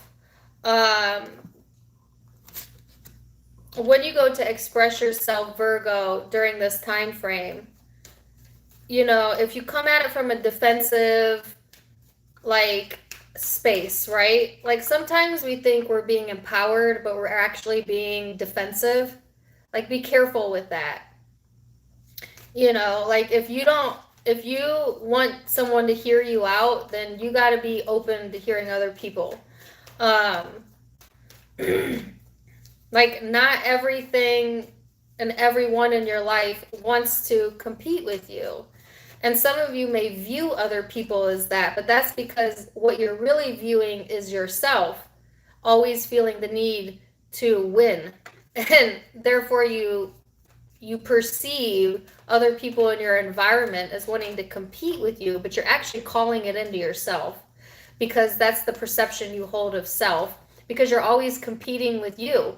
You're always naysaying and checking yourself. And Virgos have like I always call it a separate ego within them that speaks to them. But it also like drives you. Like, I'll show them, but there is no them. It's like you saying it to yourself. I'll show myself I can do that. But then you make it about other people, but it's not really even about other people. It's something inside of yourself that you want to show yourself you can do. You want to validate yourself in. I don't know if I'm making any sense whatsoever. So let's see what this person is doing. 8 of Cups, King of Wands, 6 of Swords. So this person may have walked away from you, all right, but they're still looking, still attracted, still paying attention to you, not really moved on. There's emotion here. There is love here. Some of you, if this person hasn't walked away, they're like, if you're indecisive about something, or you're showing 2 different sides of yourself to a person this week, they may try to shut that out, but it actually pisses them off, or or makes them feel unmotivated. At the same time, it motivates them.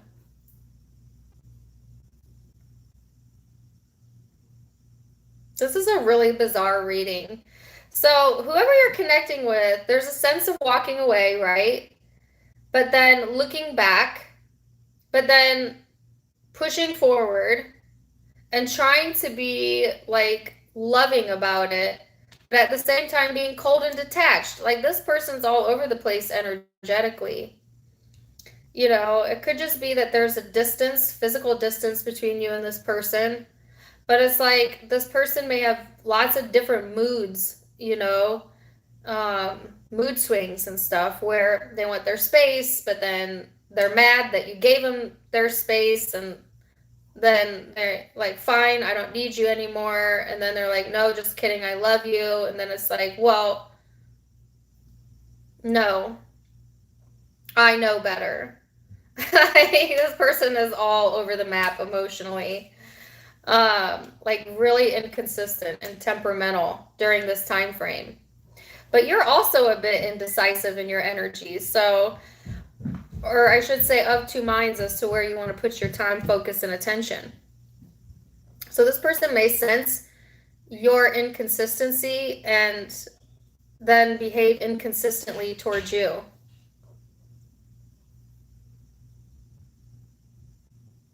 Oh, so this person is trying to understand your motivation. Like, what is motivating you? Trying to feel out your intentions. And then, like, kind of being like, oh, I don't even care. You know, I don't even care their intentions. I just know how I feel. But do they know how they feel? I don't know, because they seem a bit, they gave me the word passé on the surface, but not necessarily underneath. So let's get some guidance cards here.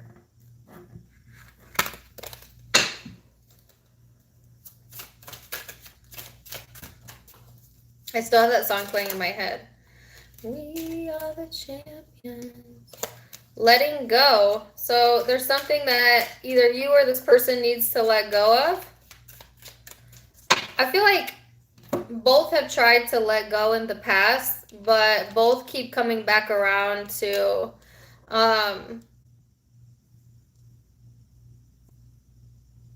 the connection. You're getting Tom Petty. Don't come around here no more.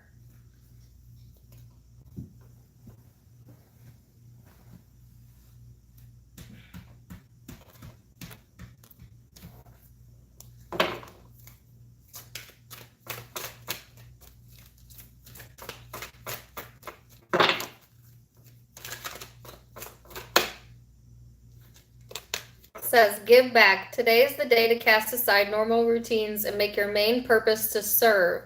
It is about giving back without any thought or expectation of getting anything in return. Reach out and touch other people's spirit, as it's highly likely that someone really needs it today.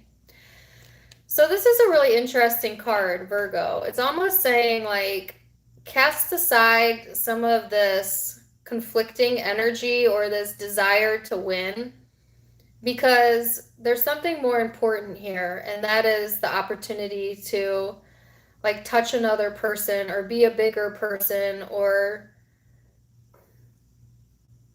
to give back to yourself if it's not about another person. Some of you are kind of of two minds, and that's what you're of two minds about. Do I keep my focus here on myself, or do I give back?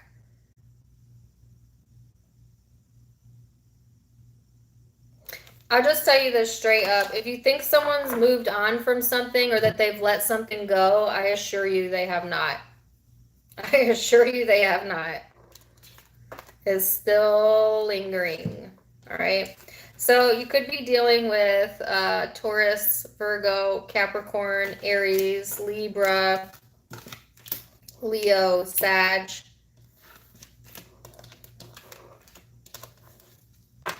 Those are the predominant Pisces, predominant zodiac signs I'm seeing.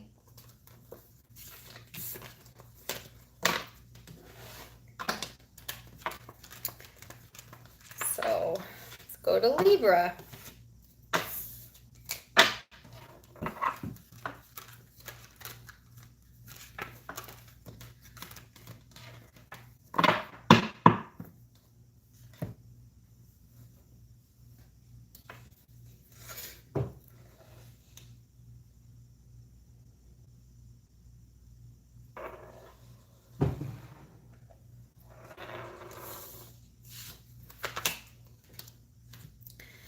Libra.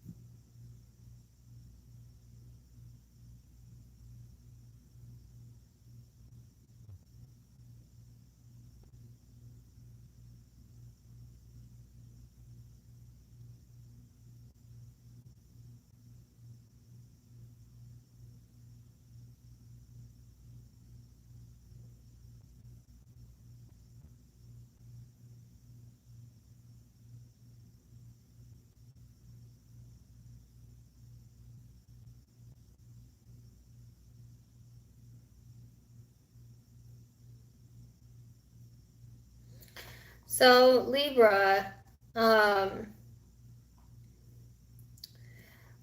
heard simple, simple. It's like taking the simple route. Okay, but I also, whoa, sorry. I saw a door knocker. Do you know what I'm saying? Like, I don't know if people still have these on their doors, you know, where you pick up the metal thing and you knock the door. Something could be knocking on your door, someone, an opportunity might be knocking on your door. And it's really funny because I know Rebel Angels is in here. I got the song Three's Company 2, which she got when she channeled last night, but for a different zodiac sign, because I heard, come and knock on my door. I've been waiting for you. So it's like something that you've been waiting for. It's always funny to me too how my fellow reader friends, we tend to get same or similar messages, and it's just tarot so intriguing to me and amazing as channeling is as well. But anyways, there is like something that you've been waiting for, about to knock on your door, make itself known to you. A side note is I saw someone washing their hands. So y'all know the climate, right? And what's going on in the world. Wash your hands. I don't feel like I need to tell Libra that because Libras tend to be very tidy. But I just saw someone washing their hands. For others of you, it's some more symbolic in that something that you washed your hands clean of may actually be presenting itself to you. You know, like you've washed your hands of needing to worry or think about something anymore, and then here comes an opportunity to knock on your door, you know? Thank you for the $2, Sue. So, because I did keep hearing a lyric from a song, I've been meaning to tell you. I've been meaning to tell you. So it's like, for some of you, remembering something that you've been meaning to tell someone, but you kept putting it off and then kept putting it off. And then it's like, oh yeah, I've been meaning to tell you this. But it's like you kept putting it off because the timing wasn't right. You know, like it was never felt like the right time to say something or to connect or to reach out, you know. And so some of you, it was like an amnesic block. Like you just, it was, you know, I've been meaning to tell you, but not right now. I don't know. Or it kept eluding you.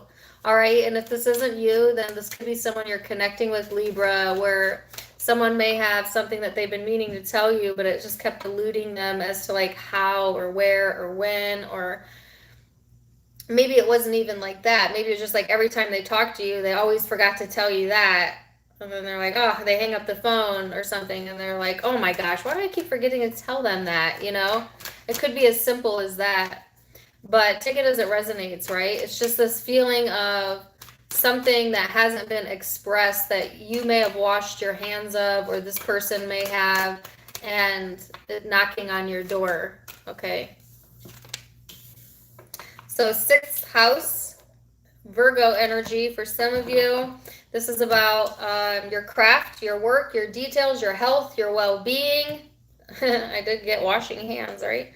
It also talks about purification of your energy.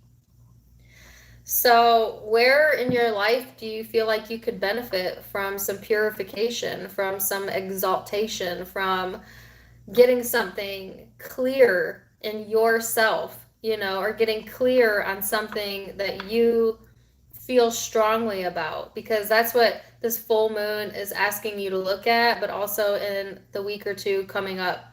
It's like, where in your life do you still have some dirty energy, toxic energy?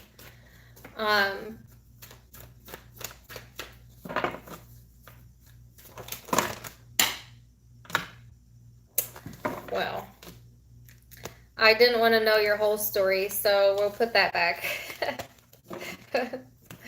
Misfire, hold on. Hold on.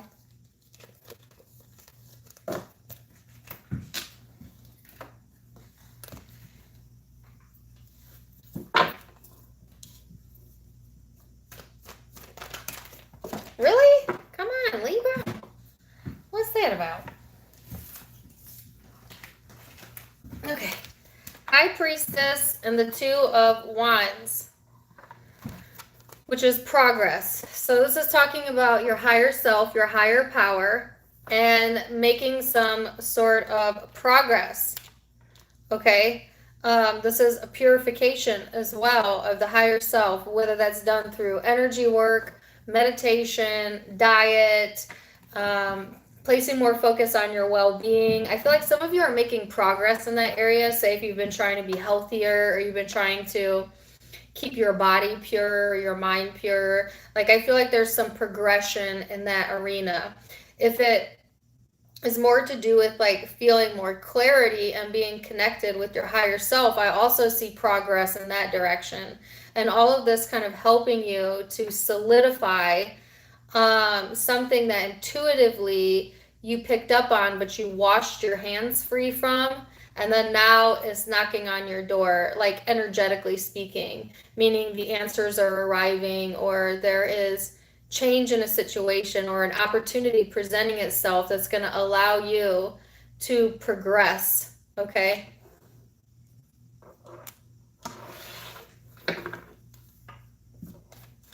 If you see me shaking, it's because I have restless leg syndrome. I'm not nervous. I'm fine. I can't help it. Sometimes when I sit for a long period of time, I can't keep my legs straight. Side note. I don't know if anybody suffers from restless leg. Maybe my Libras, maybe. But I get restless if I sit for too long. It's like, I don't like it. All right, so Ace of Swords, Page of Swords. Don't lower yourself to someone else's level this week, please. Because this is like knowing the truth, but then lowering yourself. Or getting clarity and then doubting it. You know, it's like asking for answers from your higher self. Your higher self answers you. It's clear, but then you're skeptical. Like, well, was that just me talking to me, or was that really my higher self? You know, like doubting your own intuition. And it's like, Libra, you're confusing yourself every time you do that, you know? And you feel it, right? You feel confused. Well, what is the right way to go? What is the right way to feel? What is the right option? Some of you are asking, and your higher self is coming in and giving you nudges and signs, and you see it, but then you doubt it. You're quick to naysay your own intuition. What's up with that? Now, some of you are moving out of this energy, right? Because there is some sort of progression. And here's what's going to happen. Here's what I feel. I feel like, Libra, if you've been in that energy of kind of getting good ideas or feeling really clear on something and then doubting it later on, or then being like, am I making all of that up? You know, is that really what it is? Or is that just how I'm thinking about it? You know, I think I know what I feel, but then I'm not really sure if I'm just playing head games with myself. Like, if you've been in that type of vibe, which I call it split energy, and it's literally torture when you're split like that. This upcoming energy, this full moon, this week, is going to give you some sort of validation through your higher self that's going to help you know without a doubt that you are not making this up, that you really are being guided and led through your intuition. And that's allowing you to wash your hands clean, and then some sort of opportunity pops up. It's like allowing you to refocus your energy. Some of you have been too focused on like what's wrong, what's lost, especially when it comes to a commitment or a relationship, but it could be in any area of your life. And it's like, no, what's good? What makes you feel confident? What gives you clarity?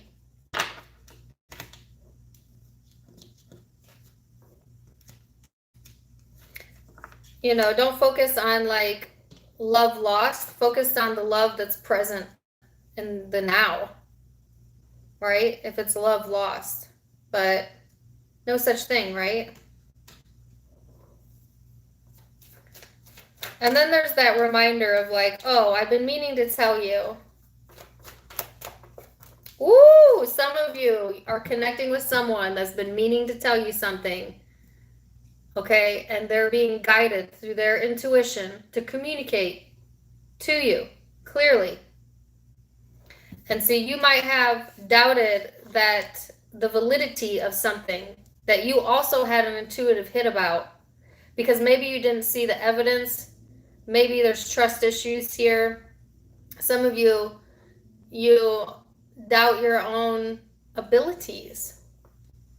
But here is someone that you are very intuitively connected to, that feels intuitively drawn to you, that's going to confirm something in your energy, or validate or communicate something. This could be someone from the past that's been really guarded, that went kind of into an introversion stage, that waited, and now they're also getting clarity and the truth,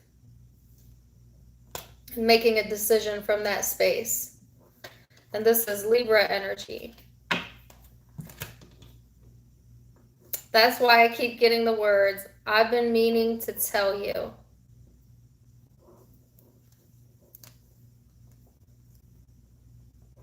So it could be like absolute physical communication, whatever.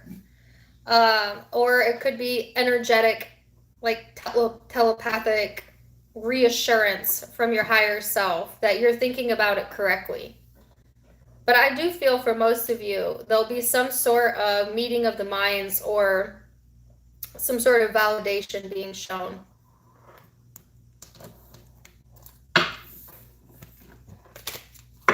So let's see.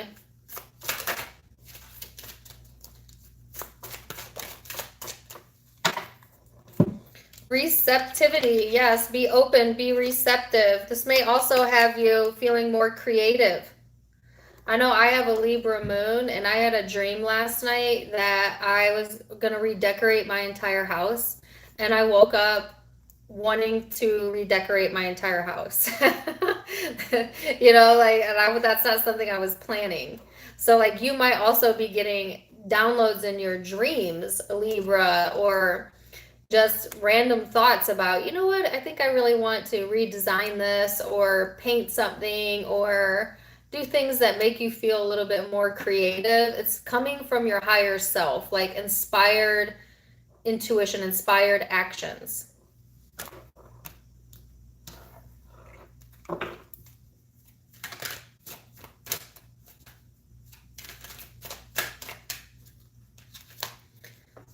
This is self-sabotage. When you learn to get out of your own way, there will be no stopping you.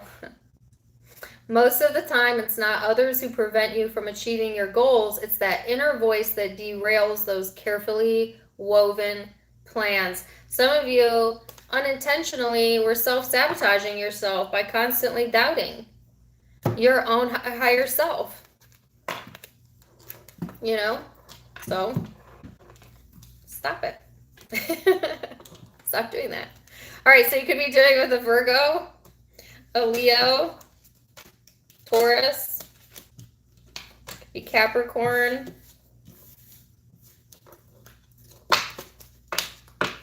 the High Priestess always reminds me of Piscean energy, but it could be any zodiac sign, so take what resonates, leave what doesn't.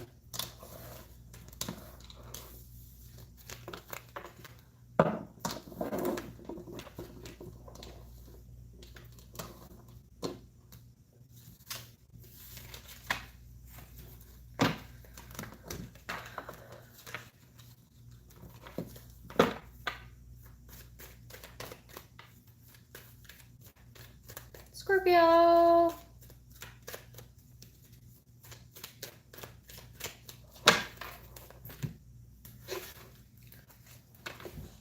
Hold on a second.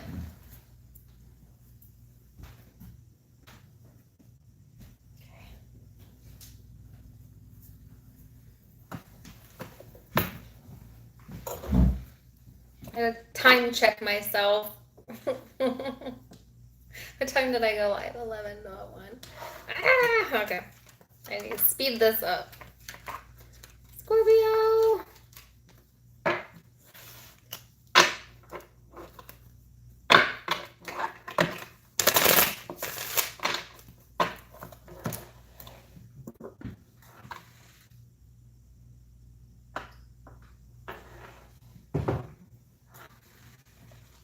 Infinite. It's my new dress.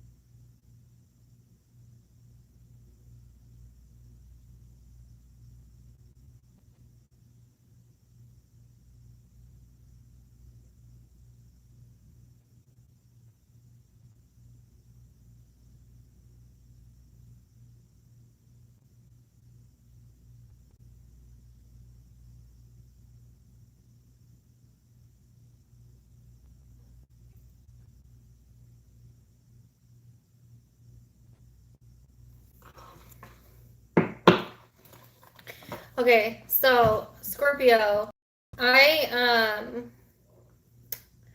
kept showing me someone's hand. I think it's called a handsaw. I'm not sure, Hamasa,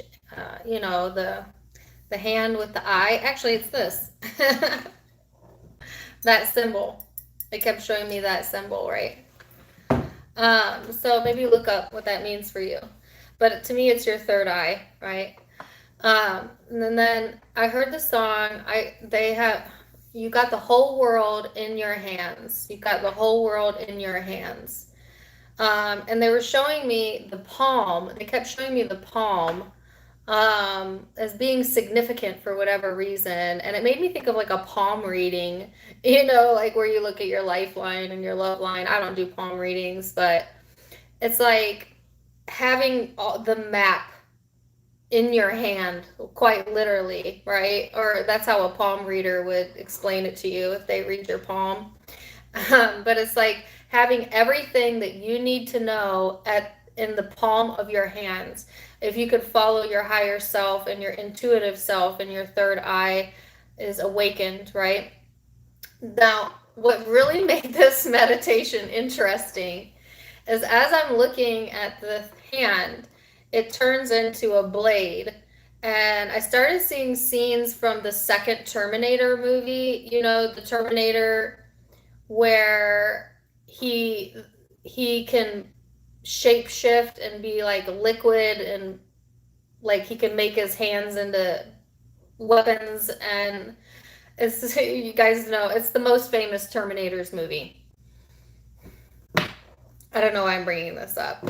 So basically, it's like the softness that is in the palm of your hand and that has all of the answers could at the same time, Scorpio, be the blade that hurts and harms yourself or another. And it's like a really fine line between being helpful and being harmful. Some of you, it's just being a Scorpio, being this really soft, water deep sign that's very intuitive. But on the other hand, you're called the Scorpion for a reason, right? There's this part of you that's almost like the King of Swords energy, Queen of Swords energy, if you're a female, that has the ability to kind of cut off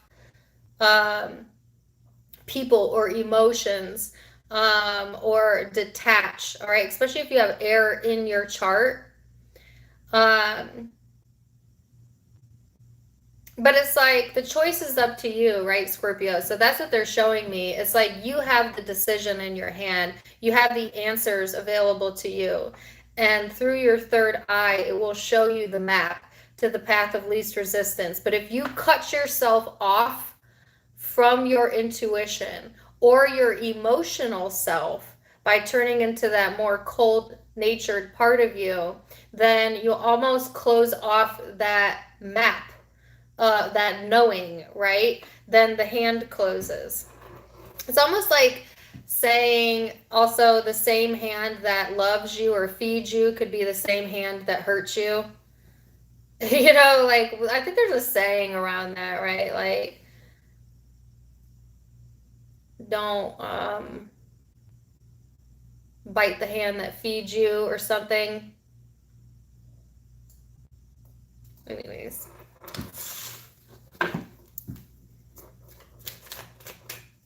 Let's see.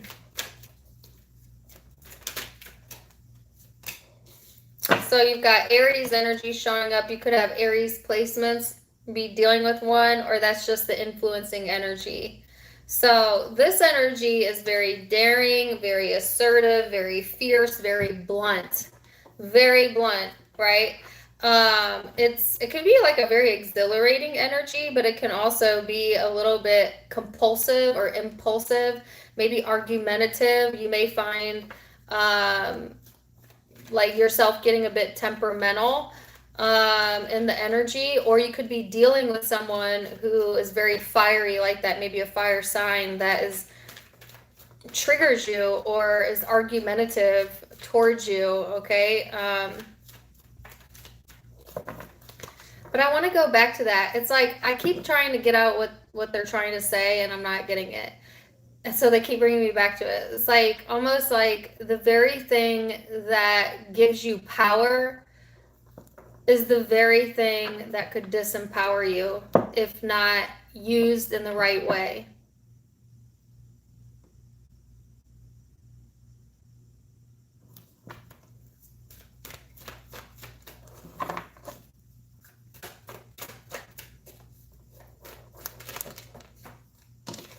Some of you are shapeshifters, right? I want to go back to the Terminator reference, you know, where, like, you know what I mean by that, like a chameleon, like you can adapt to any surrounding or circumstance, or like you often shapeshift, or I don't know, I keep using the word shapeshifter. It's like your energy can shift to whatever the situation calls for, you know, whether that be a good or a bad thing.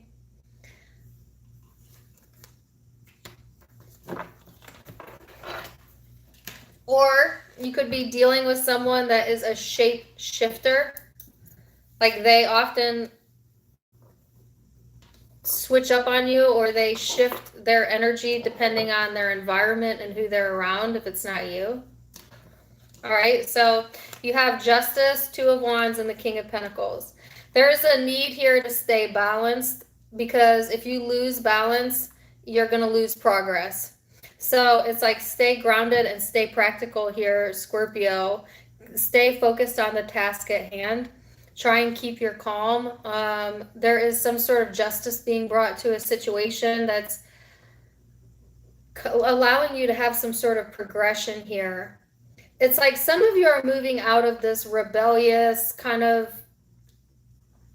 temperamental energy and moving into this more stable, secure, generous type of vibe. And it's definitely helping you to get connected with the knowing part of yourself, the third eye.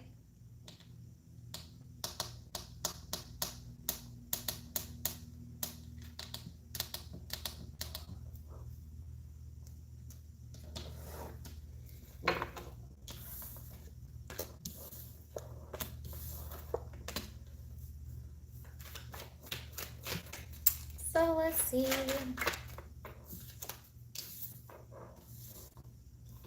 Oh my gosh. That's so funny. I got the song, he's got the whole world in his hands, and this guy has a globe in his hands. He, she, doesn't matter. She's got the whole world in her hands, whatever. Whoa.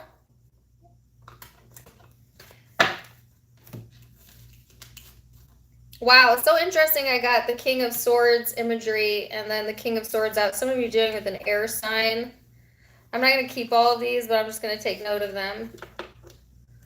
So it's like this, Scorpio, you have the ability to decide from here on out, is what they said. But you've always had the ability to decide. Some of you just weren't able to see that.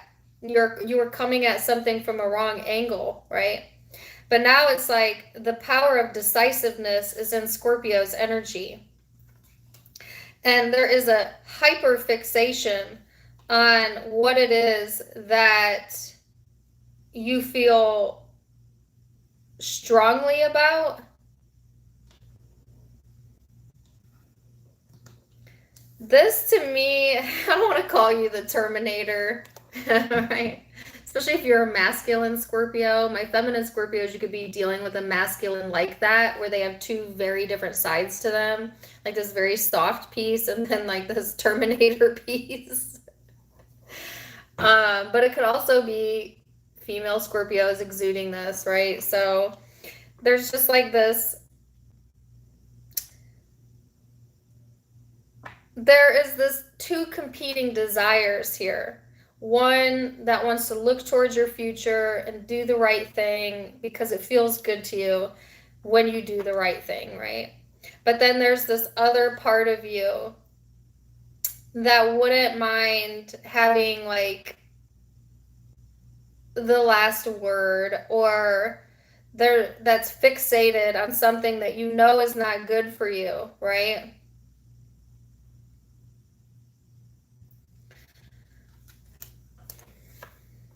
Underneath that, the Ten of Cups. So there's some sort of emotional fulfillment that's trying to come in for you right now. This is divine timing. Yet there is a pushing away of it, all right? And it's kind of a confrontational energy. So I think you're being encouraged, Scorpio, not to get confrontational about it, because it'll incite that in another person or in the energy around you. It's almost like I said earlier, to try and stay focused at the task at hand and remember what's important to you, right? What do you feel committed to? What do you feel drawn to? Where's your belief structures at? What puts you in a place of feeling more secure and safe and grounded?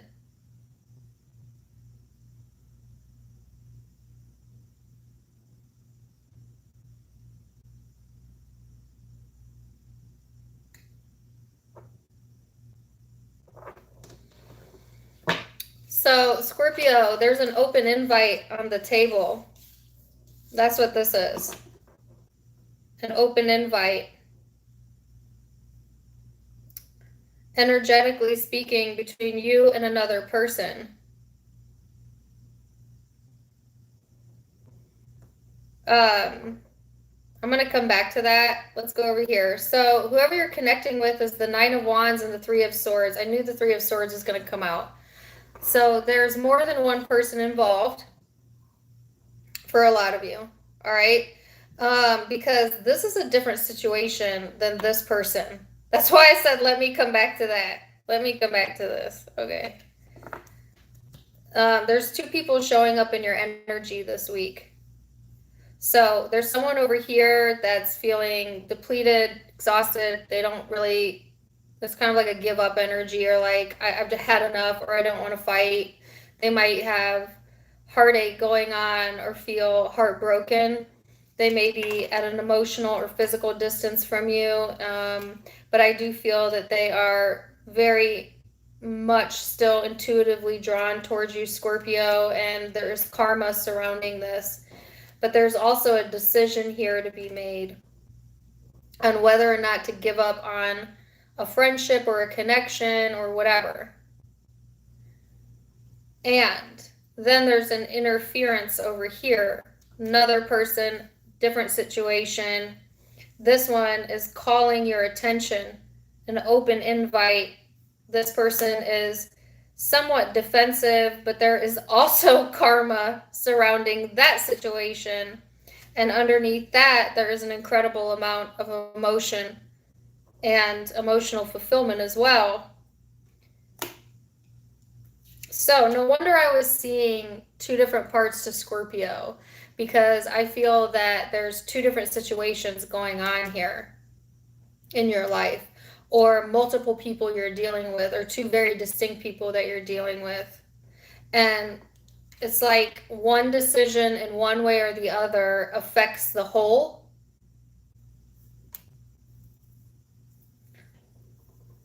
And it doesn't have to be like a cheating scenario where you're seeing two different people. I'm not saying that. It could be like a family situation and a partner, or a coworker and a friend, or whatever. Some of you, yes, they're both intimate, you know, take it as it resonates. But there's two different sides here that are pulling you in two different directions. And I think that's why you're being encouraged, right? To understand that first you have the choice. Second, stay focused on what you're committed to and be practical.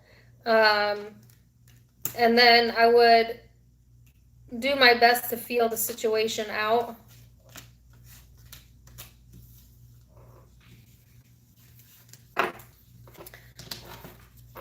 So let's see. I'm sorry if that reading was confusing, but I don't know how else to put it. There's two different situations going on, period. You know, like I feel your attention being drawn in this direction. But I feel most of my Scorpios, you're going to try and do the right thing, right? This says take it moment to moment. Yes, that's what I said. Take it moment to moment. That is what I was feeling. Like you're just going to have to take it one step at a time. What feels right in the moment, but not necessarily try to project how everything's going to happen in the future, but just to take it, what feels good in this moment, what feels good in this moment, what would feel nice to me in this moment, and kind of let the universe figure out the how, the what, the when, the future planning a little bit. So let me get some guidance here. It says nature. This is a time to observe. Let me start over. This is a time to absorb the healing properties that nature has to offer. Your mind, body, and soul need nourishment, energy, revitalization, and strength. Nature has much to offer, so take this time to connect and spend some quality time outdoors. I think that kind of speaks for itself, right, Scorpio? Get in tune with nature, maybe. Have some alone time, whatever. All right, so could be dealing with the Capricorn, an Aries, a Libra, Gemini, another Scorpio, Aquarius, Pisces, Taurus,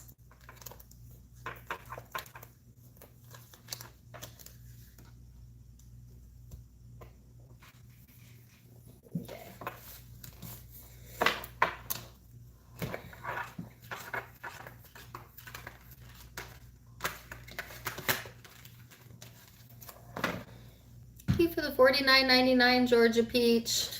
I appreciate you, girl. Appreciate. Whew, I feel drained after that one. Like, for real. Sagittarius.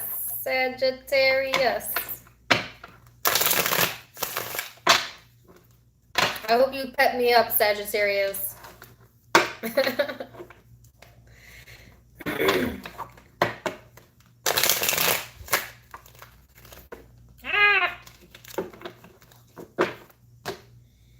I notice I'm not like as peppy today as I like to be. What's up with that?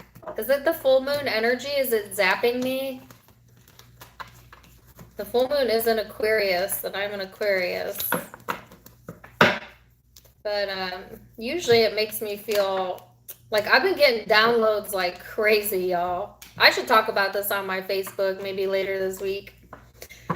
I have like, my intuition has been so hyper this past 3-4 days. I mean, like full on conversations with my guides, full on realizations, manifestations. Like, it's been really intriguing. Not that I'm not always trying to connect or meditate, but it's been like really easy lately. All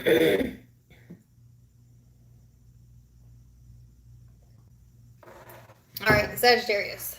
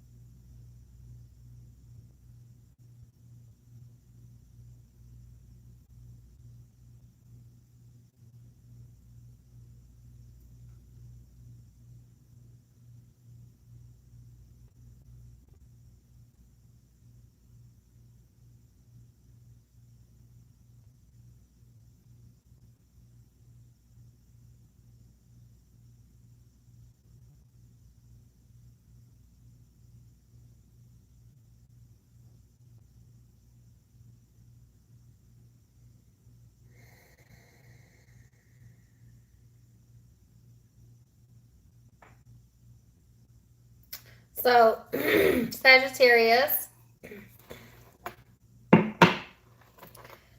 I try to push this song out of my mind because I feel like I keep getting it in readings, and I get irritated that I get the same songs all the time.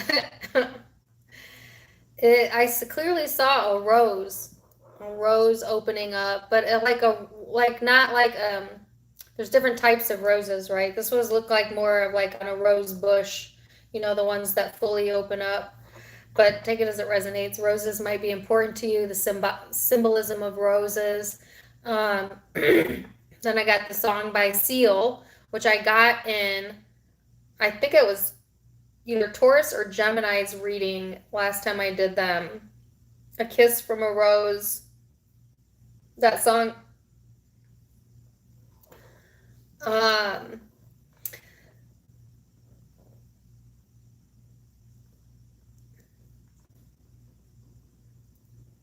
And then, sorry, I don't mean to pause. It was a weird energy. It was like almost like a contemplative type of vibe. And I saw someone packing their trunk. I don't know, like groceries or like packing to go somewhere. I saw someone closing their trunk. Maybe you went and bought some roses. Hell, I don't know. But it's like packing up energetically to go towards your next destination, even if it's not a physical journey. Although some of you, yeah, it'll be a physical journey. But let me get some cards out. So I also saw a sparkler, like from July 4th. I was seeing like holidays being highlighted. They showed me an Easter bunny, and then they showed me July 4th stuff. Like the holidays, somewhere around the holidays being important, or there's something going on during those holidays this upcoming next year or something, or from this prior year. Think about what was going on during April-ish time frame and July-ish time frame. There's some sort of significance there around that. And I honestly didn't really, because it's a collective, that could mean a million different things to a million different people. I have no idea. But there's some sort of expansion coming in Sagittarius that's giving you an opportunity to feel a little bit more enthusiastic. And interestingly enough, this card says exploring potential. So that's kind of what I felt, and this card also talks about luck and travel. So some of you might be literally exploring potential travel opportunities or moves, or that could be within home or career, or maybe even within partnerships, but it's like seeking some sort of new experience or that becoming available to you in the energy. But there is a caution here about not leaping before you think, because there is some sort of chance involved here, or it's like in order for something to move forward, someone has to take a chance. Some of you, this is in regards to a commitment or a relationship or a Gemini, the lovers here. So it's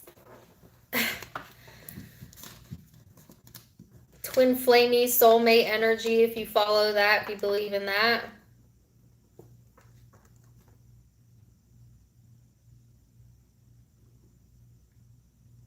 So there's some sort of expansion coming in within relationships that are like kind of allowing you to explore different parts of yourself. And if it's not a relationship with another person, then it's a relationship between you and your higher self. Because sometimes I do see the lovers as a connection between the ego and the soul, and making that, coming into alignment. And because you're in alignment, things start flowing in that you're wanting or that you've asked for. But I also feel for a lot of you, there is going to be some sort of expansion as well within a committed relationship or one particular relationship.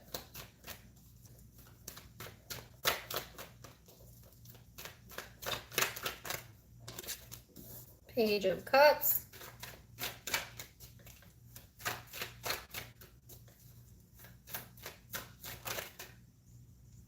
The Devil. The Ace of Cups, Capricorn, Pisces energy. Wow, there is the lovers again. Holy cow.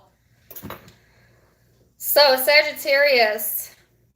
You have a chance to connect here with someone that definitely mirrors you or protects you.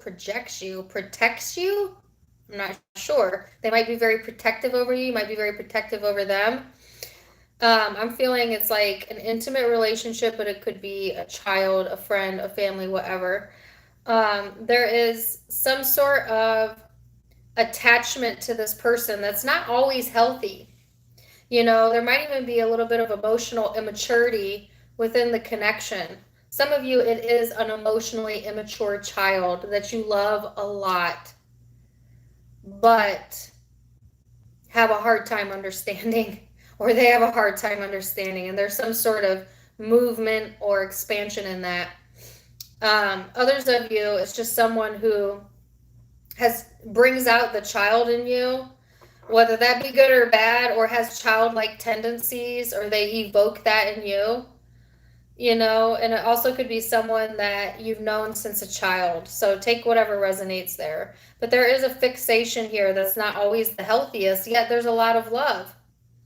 You know, yet there is something new to be explored there.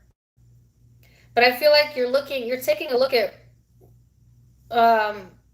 what makes you feel safe and secure before you jump into anything, or before you jump to some conclusions.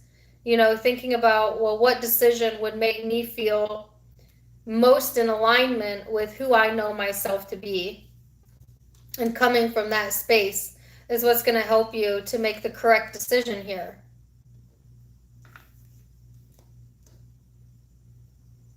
So I'm getting the word open invitation again. So some of you are connecting with a Scorpio. Six of Swords, Five of Wands, but it doesn't have to be. I have lots of zodiac signs. Wow, Ten of Swords. So whoever you're connecting with, Sagittarius, this person might be actually traveling or at a physical distance from you, and or they might be placing some emotional distance, but yet feeling inner conflict about it, you know, as to like trying to figure out what's worth fighting for in their own life, you know. And this person may also have, because they have inner conflict going on, they may also call in conflict around them, because what we have going on internally, we call into us in the external world, whether we want it or not. Like this person could be feeling very physically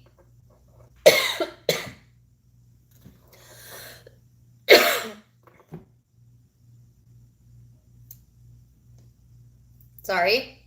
Physically exhausted, emotionally exhausted, or they're not speaking their truth. That's clear. Maybe not speaking their truth. There could be blocks in communication with this person. As my throat chakra just like totally shut down there for a second. This person wants to invest wisely, but sometimes they let their practical mind override their higher self or their intuition. This person, unfortunately, does not trust always in their higher purpose or their higher self because they feel they've been led astray in the past, and it pisses them off and it makes them feel like there is no higher power. Like there is some serious negative talk going on internally with this person that I don't feel they share. Maybe they do, but there's some sort of block in the throat chakra. You know, like when you feel slighted by life, right? And it has you questioning your beliefs and, you know, what's real. We all kind of go through this and at some point in our life. But it's like it had this person shying away from following their intuition because they felt that they were misled in the past, when all actuality they were not misled at all by their intuition. They didn't listen to their intuition, you know. And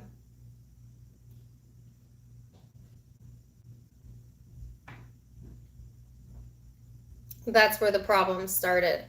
But also, I'm being drawn to talk about this. Like sometimes our higher self can lead us into what might be perceived by the ego as a negative experience because there's something of value in it.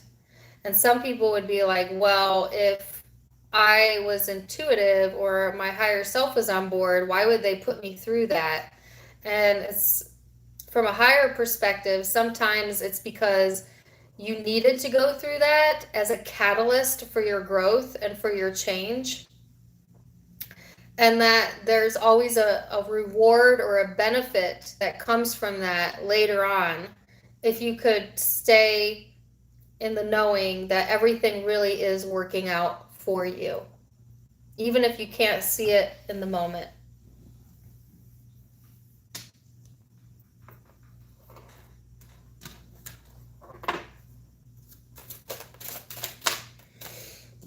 So, yeah, there's some sort of conditioning.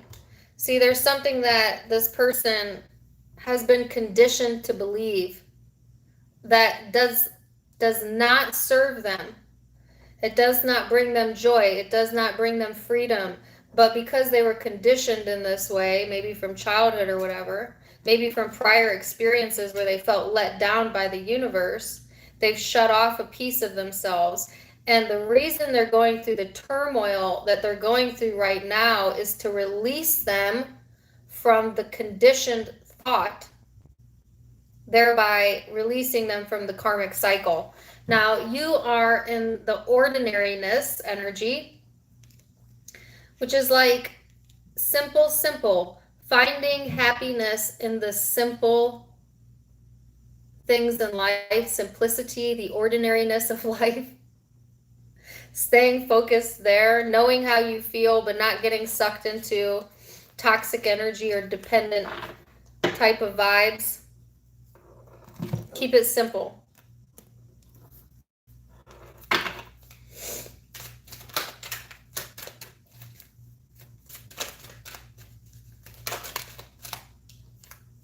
This says a mother's love. A mother's love is reaching out to you at this time and holding you close. She knows how much you miss her and wants to remind you that the special bond of love can never be broken. Wow. Okay. Some of you, this is somehow connected to the mother. You could be a mother, to your mother. Something about the parental structure and the mothering. It could be that this person's conditioning that doesn't serve them could have been passed down to them through their mother, whether intentionally or unintentionally. But there's something to do with the mother here. All right, so could be dealing with Capricorn, Leo, Gemini, Pisces, Scorpio, Cancer. Yeah. My earring just fell out.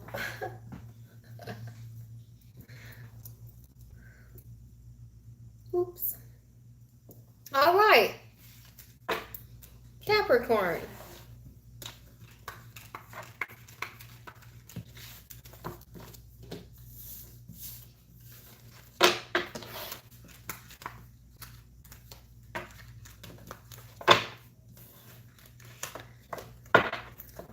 I'm sorry if I missed any super chats. Thank you if you sent me a super chat. That makes my 3 to 4 hours online totally worthwhile. Plus interacting with you guys. I appreciate it.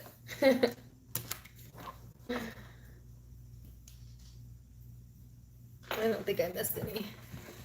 All right, so Capricorn.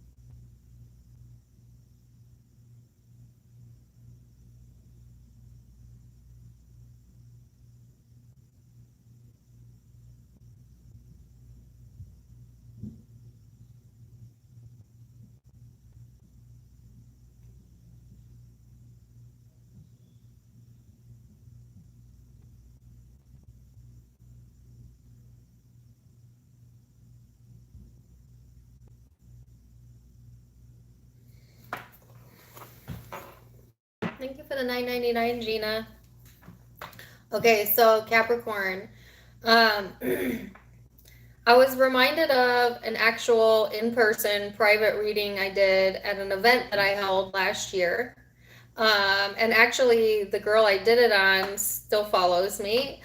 So what's up if you're in here? She was a Scorpio, which is why it confused me as to why it came up in the Capricorn reading. But I guess the message that I had for her must be similar to the message that's coming through for Capricorn. So they gave me like a flashback of that moment. So let me give you a little bit of insight as to what that reading was about. And also, by the way, you might have Scorpio in your chart, or this could be in reference to a Scorpio. But essentially, the reading was about like these light fixtures. And also when I was sitting in your energy, Capricorn, I kept seeing light fixtures like lamps, and it looked like I was in like Home Depot or Lowe's or something. And I got that same image when I did that private reading a year or so ago. And it turned out, it didn't make any sense to me. And I was actually kind of scared to tell this person that the only message I got for her was light fixtures. That doesn't seem important, does it?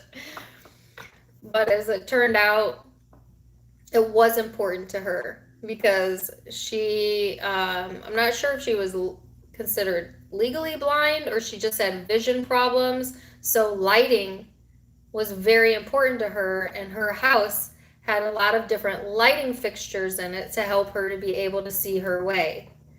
So I tell you that because what they're showing me is that sometimes you may not have any idea that something is so valuable and important until you share it.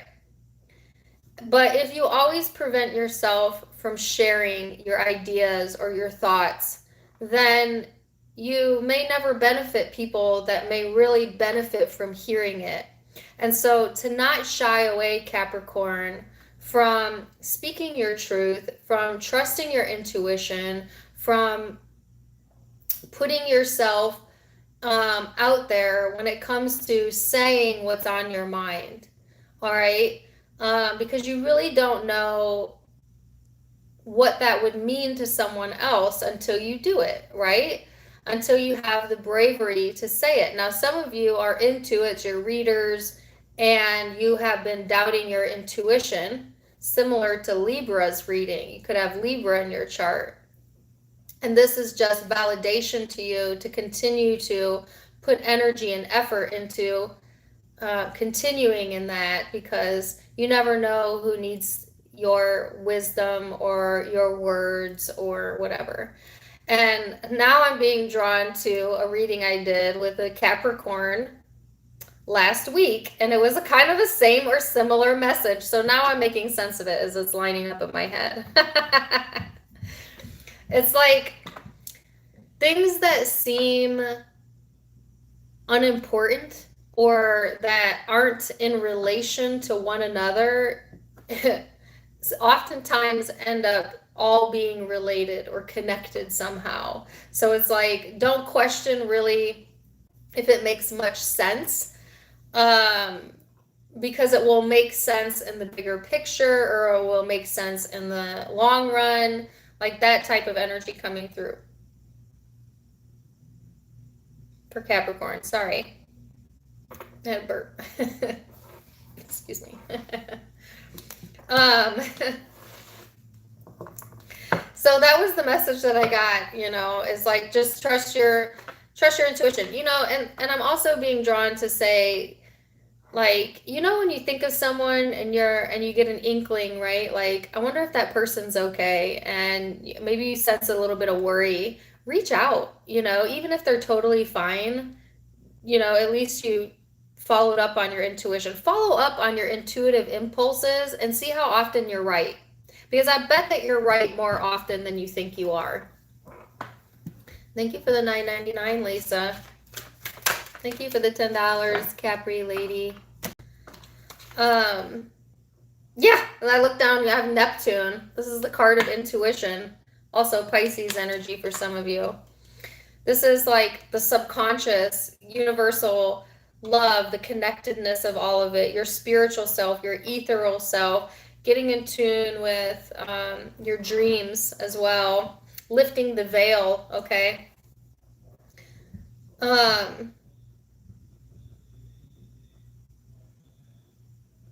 The dream state holds a lot of information if you're able to retain your dreams, Capricorn. I try to journal my dreams if I remember them when I wake up, and usually I can make sense of them. I never make sense of it the day that I write it down. It's always like a few weeks later when I go back and read what I dreamt that it makes sense to me.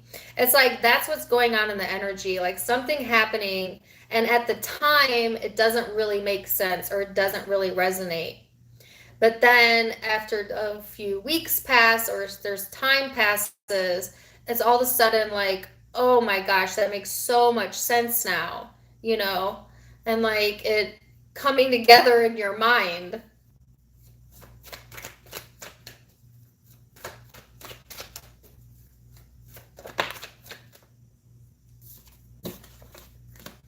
So you have comfort here. This is getting comfortable. It's so funny, Scorpio on the bottom of the deck. Getting comfortable, Capricorn, with integrating the spiritual and the practical.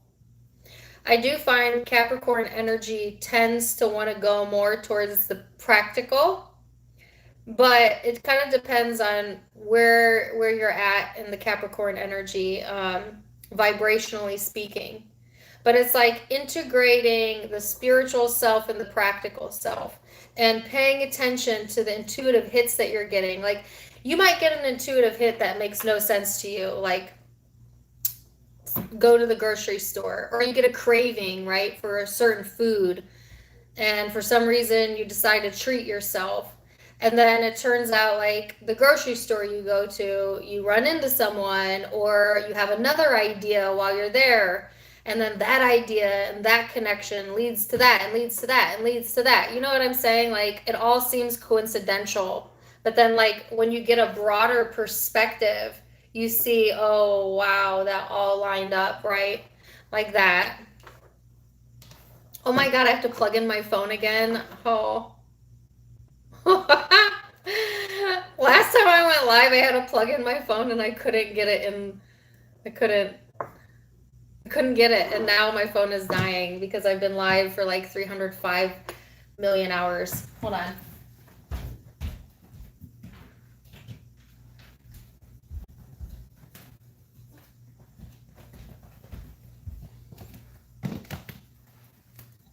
Hopefully this time goes a little bit smoother than last time. There we go. First try. Were you guys here the last time that my camera died and I couldn't get the charger in the hole?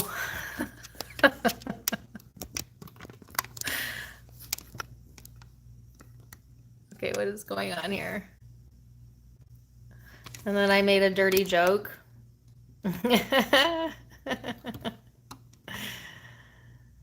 Yeah. Okay.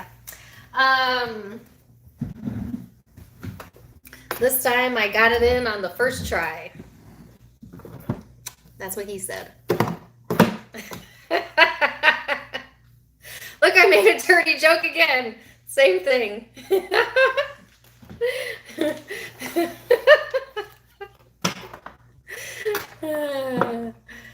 Anyways, sorry.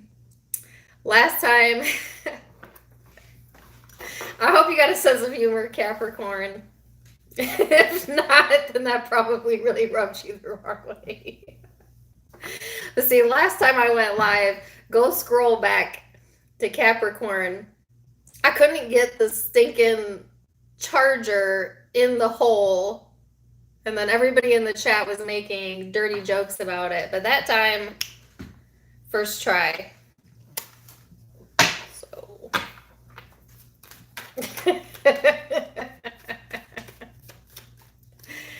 Oh my God. Anyways, back to you. Back to you. All I could guess is that Capricorns need a good laugh right now. Like, why would that happen twice? Like, back to back in the weeklies.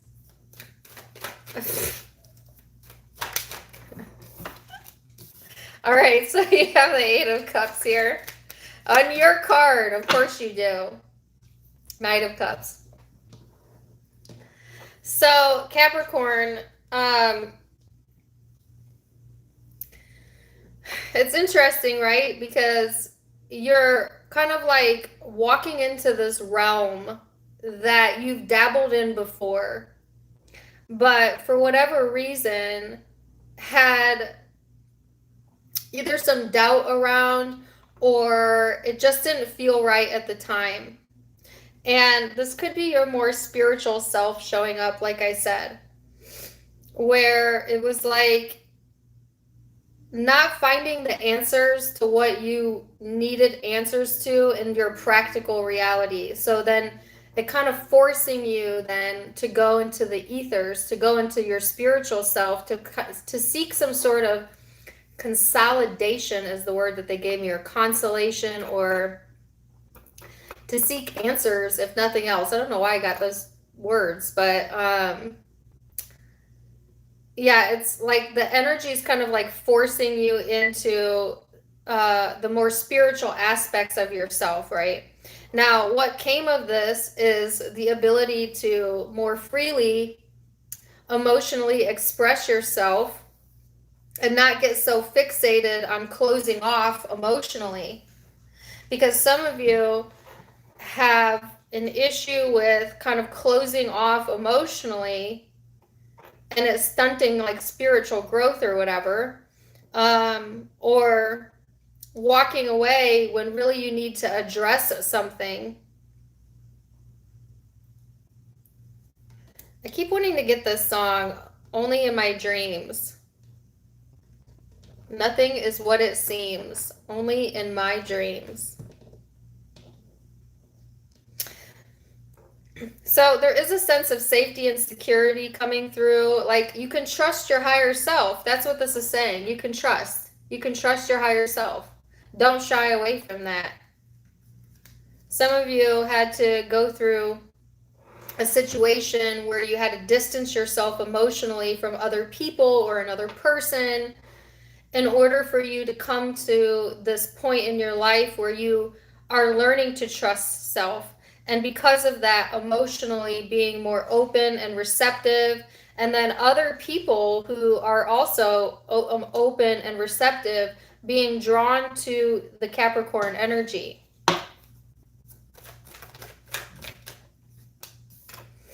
Ace of Swords, Five of Wands, Nine of Wands. Eight of Cups. So whoever you're connecting with,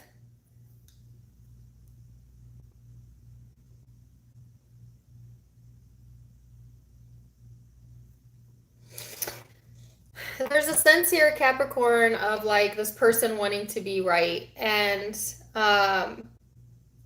even though they know it doesn't serve them, like they kind of want to lower their defenses here and kind of give up the battle.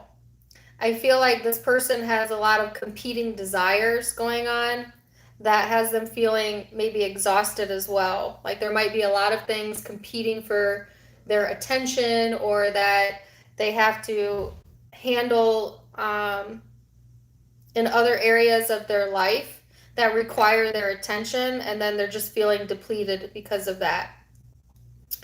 But I could also pick this up as like this person always needing to have the last word, wanting to be right, not knowing when to give up. But then their energy shifting, and I do feel like this person lowering their defenses because they're getting ready also to kind of walk into a different phase of their life where they can feel more practical. It could be that you were the practical and they were impractical now, or practical and spiritual, and now you're going into your spiritual and they're going into their practical. I'm getting that yin yang type of energy again that I got in the who's two readings that I get yin yang in. Aries, Virgo.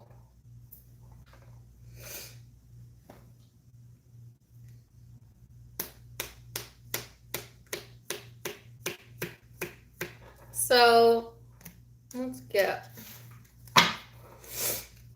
some Osho Zen cards. Exhaustion. Yeah.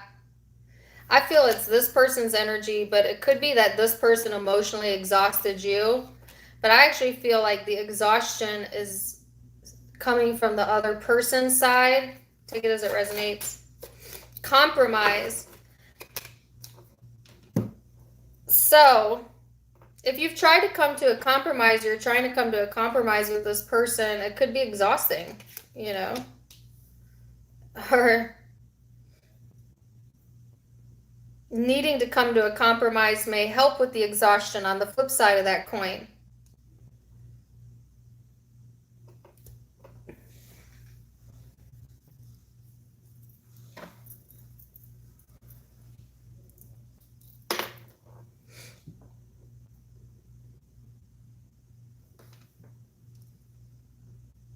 I have Alanis Morissette. I want you to know that I'm happy for you. I wish nothing but the best for you both. Uh-oh. I can't sing the rest of that one. Go look up that song that may connect with you or the person you're connecting with. I don't know if that whole song would connect with you. Some of you maybe. It could just be that first part because that part came through really clearly.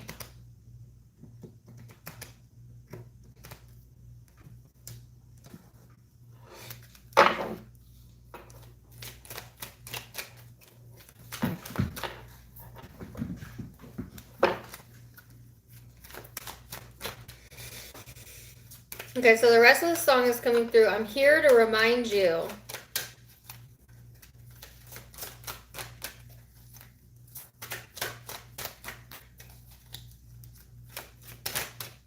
What was Alanis Morissette's birthday? Is she Gemini? or a Cancer. I know she's not a Capricorn, although I wouldn't be surprised if she has a Capricorn moon or rising. Does anybody know? Just curious. All right, so I have Breathe. You could take that song or leave it. Don't worry about it if it doesn't resonate. Breathe. The breath is the vital bridge between your body and soul. It's the connection between the inside and outside, connecting you to the universe, spirit, and the divine source. The breath permeates your entire being with prana, which is the same life-giving force that nourishes everything in the universe. So, didn't I get the lung fields in Gemini's reading? And Alanis Morissette, I knew it. She's a Gemini. Right? And now I get this song about breathing and the lungs.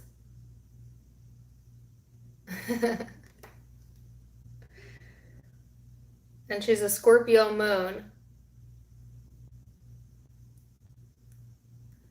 All right, so if you're connecting with the Gemini or Scorpio, maybe go check out their reading. But I just find that so interesting, right? But of course, like I said at the beginning of the reading, no coincidences, no such thing. Sometimes what seems like coincidental, you'll find out is all leading you in a certain direction, right? All right, so, oh, you could be dealing with Gemini, Scorpio, Pisces, another Capricorn, Taurus, Virgo.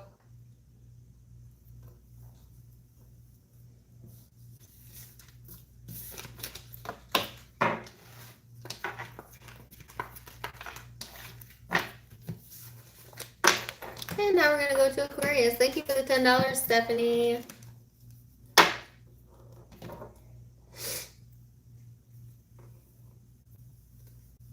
I love that song. It's not a song I could sing on here. I don't think it's that bad. But, you know. That was before Alanis Morissette went through her spiritual phase, where she was a bit toxic herself, right? And that makes so much sense now that I think about Capricorn's reading, going from the practical to the spiritual, right? She kind of did that in her own life, went through her own transition. And then she was singing like totally different music later on in life.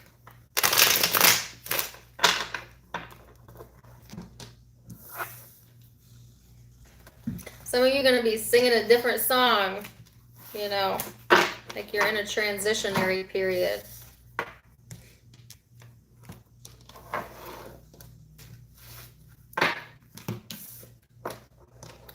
Aquarius.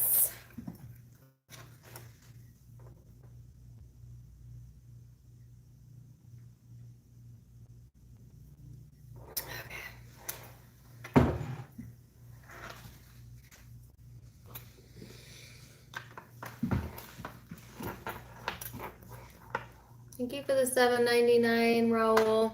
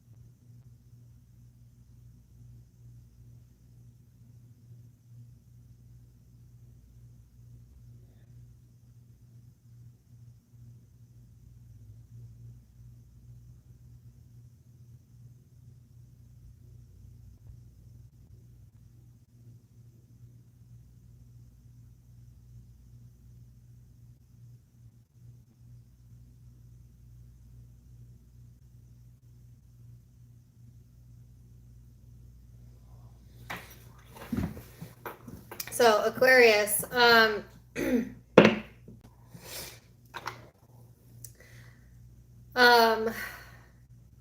don't even know where to begin.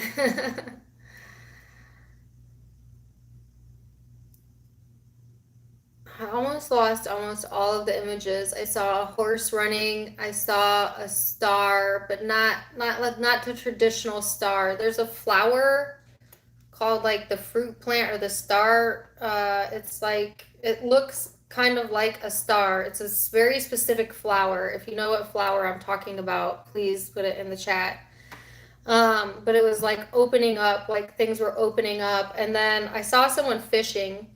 Yeah, I don't know if you like to fish or what, but it was mostly about the reeling in of something. What they were showing me was like someone was fishing and they got a bite, right? But then the fish takes off and all of a sudden the line goes and you almost lose the fishing pole, right? This is not an actual might happen to you thing, although I guess maybe some of you, I don't know. This is more symbolically speaking about like something, getting a bite and then it taking off before you can really grab a hold of it, energetically speaking. Like you're fishing for something in the energy, you're fishing for an opportunity or whatever, and then you get a bite and then it just has a mind of its own. It like takes off, right? And it almost yanks you into the water, so to speak, or almost takes you off guard or something. So there's like a message here about there being growth, yes, within the star energy, but it's in like a knee-jerk type of way, or it takes off very fast, right? You know what I'm saying? It's like you kind of put yourself out there and you think, oh, maybe it'll result in something, maybe it won't. And then all of a sudden, do you not only get, a bite, but it also goes in a very different direction or in a very quick direction than you had initially had given thought to. So, yeah. All right. Let's see where this is headed.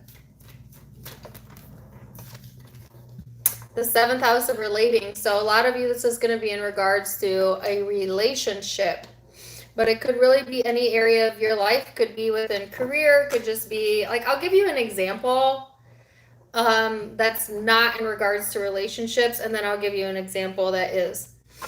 I had I was listening to a podcast the other day about law of attraction. I know, big shocker, right?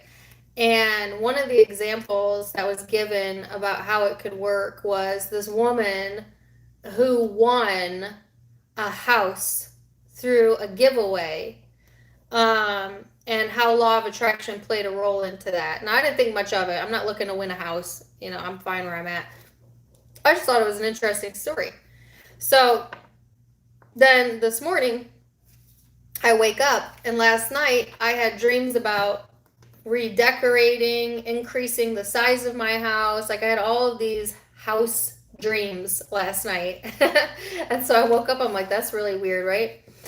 And then before I went live, I got an ad pop up on my YouTube, and it started playing, and it was a contest that's active right now where you could win a house. And so because I'm no dummy, I'm like, well, I guess I'm going to put a submission in. I have no desire to win a house, but I mean, like, it keeps coming up in the atmosphere. So I might as well just put a little bite out there, put a little worm in there, and I'm not saying I won a house. Okay. I didn't, but I could, because the competition is still going on. But you know what I'm saying? Like, I'm giving you that example because it's something so simple. Like, oh, okay, well, I never thought about that, but maybe I'll try my hand at that. Or I never really thought about going in this direction of my life, but maybe, I'll try it, like following small impulses that could lead to big catches. All right. Like that. you know, like maybe applying for a job that you don't even think you have the skills for, and then it turns out not only do you get it, but you're the boss. I don't know. Now, let me bring it to relationships. Some of you are putting a little tester out there to see if someone will bite in a relationship. You know, like testing the waters, so to speak, trying to reel something in. And if that's the case, then same would apply, where it's just like you're just kind of wanting to test the waters, right? To see where someone is, see where someone stands, whatever. And then not only do you get a bite, but you get yanked in like a totally different direction, or things speed up way faster than you think they're going to speed up, or, you know, say you're single on a dating scene. Here's another example. And you're just like, I'm just going to kind of put myself out there. And then you get 5 responses, you know, as opposed to 1. Like that. You know what I'm saying? Apply it to your life how you need to apply it. Because I'm not going to know all the details of your life. But it's something like that that's going on. So the 7th house, like I said, talks about relationships, companionships, best friends, marriage, communion, justice, but it's also bringing balance to that area of your life. Okay, and then you have the Fool, which is a new beginning. It might feel like a risk, Aquarius. You know, it might be like, even feel a bit like improbable, impossible, but then you take the leap anyways, or you take a chance anyways, or someone takes a chance on you. And it's like, I just heard big tuna. I don't even know what that means. You know, you think you're going to get like a little bass, or I don't know, a minnow, and you get a big tuna. I don't know. Yeah, it requires some sort of risk, though. Usually, to me, this card would be like, don't ignore the red flags. And I am telling you, don't ignore the red flags. I am telling you that, yes. But there's a part of the Aquarian energy that wants to leap anyways. That's like, yeah, whatever. I'll deal with it if I have to deal with it. I'm going to put it out there anyways. Or I want to take a chance on this relationship anyways. Or, you know, I thought like you're thinking very simplistically about it, but then it goes way farther than you think. Or like it ripples much deeper than you were initially thinking that it would. Like that. Thanks for the $25. I can't see your name, but I'll come back to it.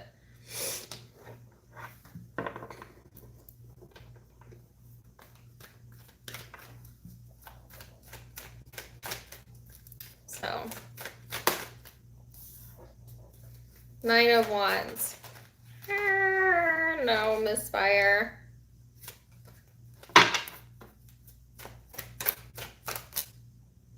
The Fool, and it came out in the reverse.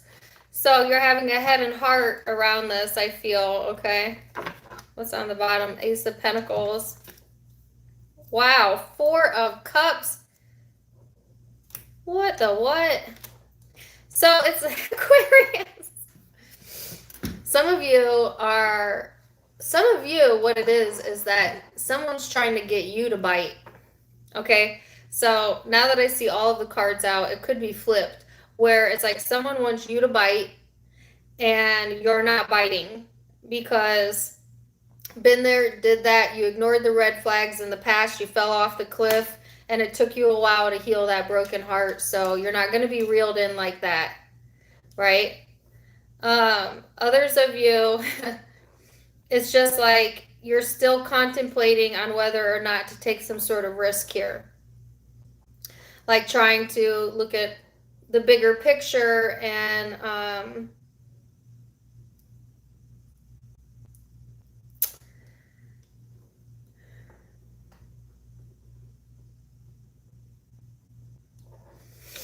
there is a chance opportunity here that seems like it's happenstance, but it's not happenstance. Some of you have your walls up and you're going to miss an opportunity here because you're closed off to it, because you're still focused on the disappointment of something or the pain that it caused you, the mental exhaustion, and you've done a lot of healing around that. So it's like if there's red flags, it's a no-go.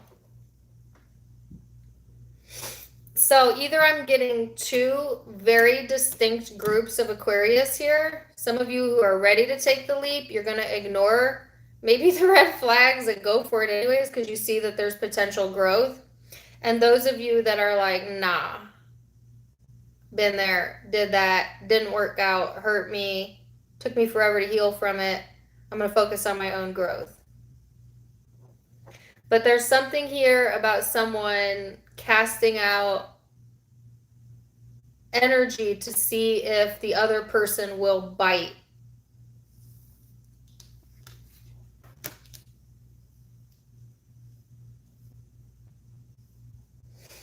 And I feel this is in regards to relationships, but it could also be in, like I said, career or other areas of your life where you might just get this impulse to just, hey, take a chance on something, but then you second guess yourself, you don't take the chance, and therefore you miss out on a growth opportunity.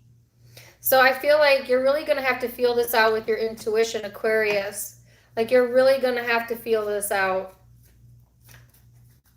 Because some of you are missing out on opportunities because you're focused on past pain or past issues. You know?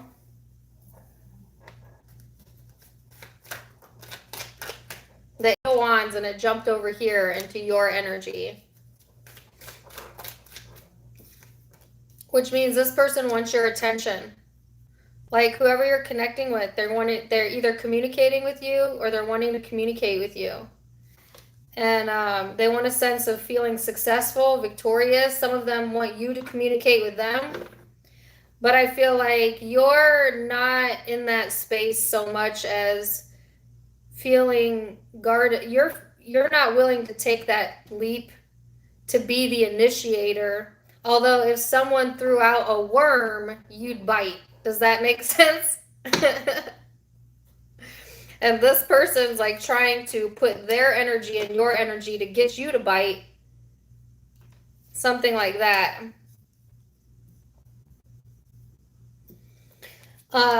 They have the devil at the bottom of the deck, Capricorn energy. There could be a fixation on the connection. They could be fixated, obsessive, compulsively drawn towards the connection. There could be some toxic energy impacting this person at their decision making. What they're really looking for is stability, though, and the ability to move past something and have a resolution. All right. So it's like this. I know this might sound a little bit confusing, but it's like this. Let me put it a little more simplistically. I feel it's this person, but feel free to flip the roles. Someone here, I'm going to say they want a resolution, but they're not willing to be the initiator. Aquarius is also not going to be the initiator, which may result in a missed opportunity for both.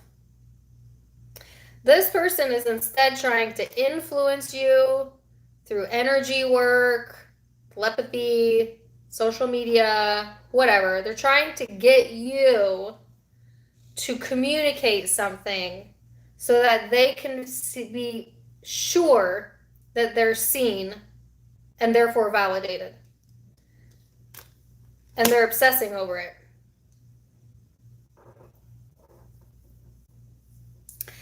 And some of you are going to bite, and then you're going to get pulled into the water. Some of you, I feel it's 50-50. There's 50-50 odds here, Aquarius. Some of you are going to bite, and some of you are going to pass. All right, so I do feel that's kind of very specific. So take it or leave it.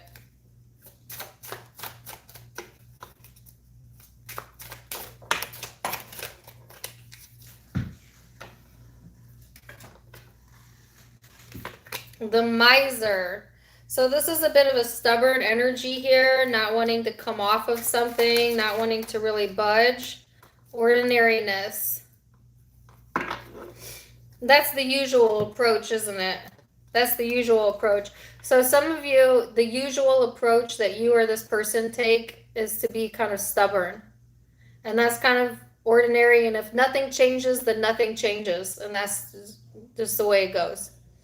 But some of you or this person are going to try anyways, or throw something out there and it's going to take off a lot faster than you think. If you bite or they bite. All right, so you have Capricorn energy here, Aries, Libra. Aries again. Gemini, could be another Aquarius. Those are the predominant zodiac signs I'm seeing, but it's a general reading, so it can be any zodiac sign.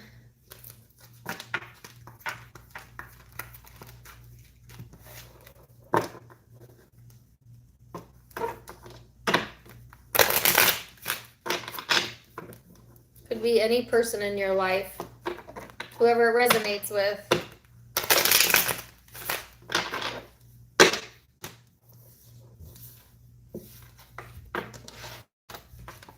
Okay, Pisces. Before I get to Pisces, I have got to like shove something in my mouth real quick before my blood sugar drops. Give me 1 second here.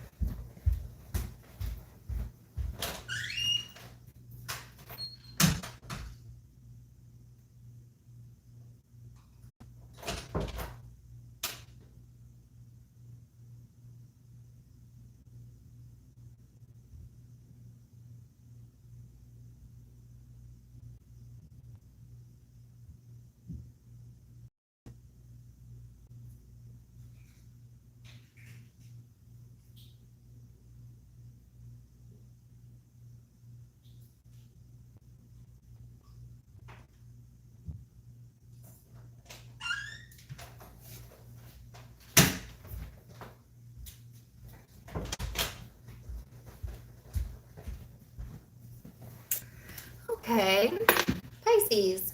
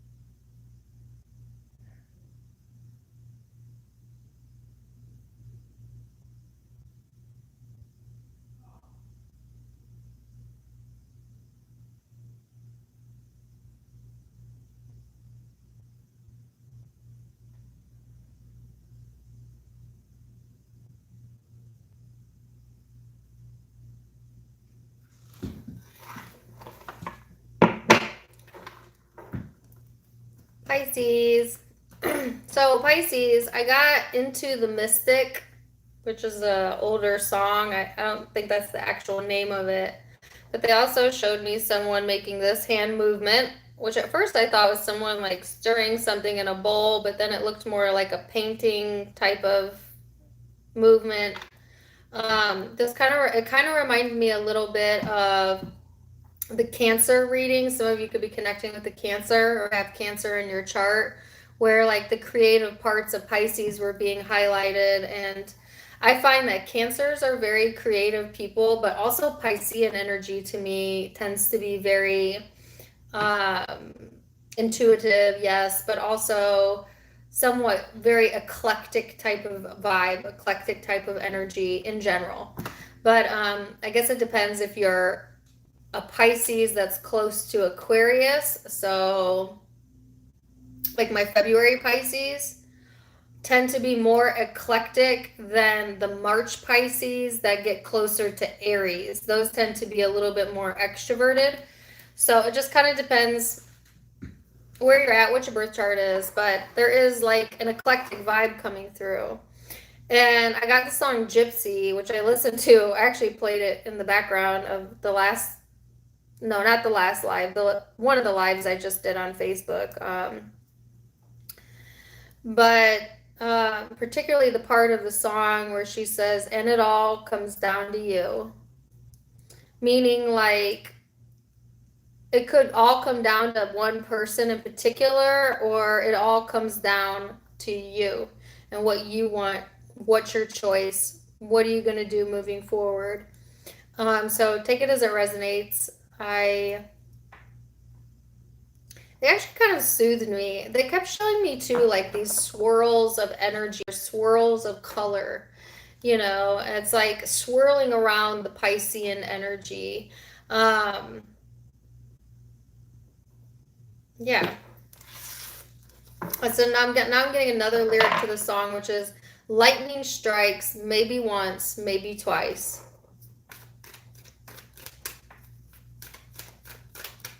Meaning like there could have been a chance encounter, or there's something about a chance encounter that was like once in a lifetime,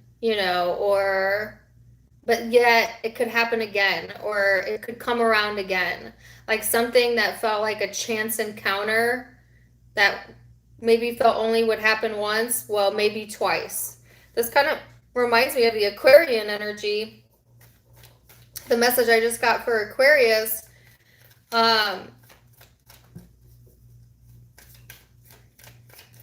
if you're dealing with Aquarius, then definitely check out that reading. I don't know why all of a sudden I'm like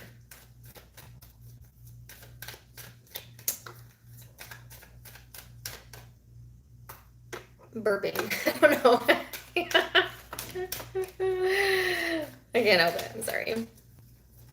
Anyways, so you have the 10th house of reputation here. So this is about career, responsibility, achievements, competencies. Okay, so who else got the 10th house of reputation? Oh gosh, I can't remember now. Maybe it was Cancer. Let me know if you guys remember. Anyways, Pisces, this is talking about your purpose, right? And like I said, your reputation. And it all comes down to you, right? Where do you see things going?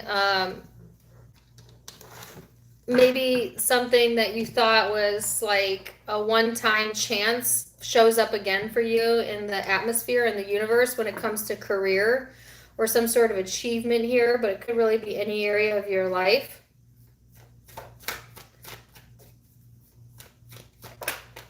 I just heard, what are the odds of that? You might catch yourself saying that over the next week or two, or maybe recently something has happened where you're like, what are the odds of that? Like I was just talking about that and there it is. Or I just thought about that person and then there they were. Like what are the odds of that type of energy coming in? And then you have the Justice card, Libra energy for some of you. So there is some sort of justice and balance being brought to either the home, familial structure, or within your career as it pertains to like what your goals are and what you're striving for.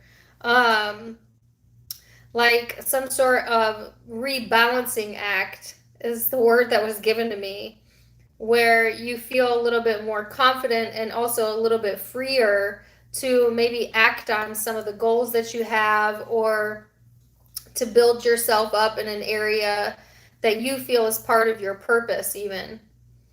And for some of you, yes, maybe within a relationship, finding some sort of balance there as well. It's like a domino effect, Pisces, where when one area of your life starts going well, then because you're feeling good about that area, it diverts your attention away from things that maybe aren't going so well. And since you're focused on achievements, then law of attraction starts giving you more of that. And then what you'll notice is the things that were a problem or the things that weren't coming start coming because you've shifted your focus, right? And some of you have been way too focused on a relationship when you should have been more focused on, how you were doing, your achievements, your other areas of your life that empower you, and stop giving your power away in areas that aren't going so well for you, especially when it comes to relationship dynamics. And if I remember the spiritual Pisces reading I did, I think that's exactly what it was about, now that I think about it. So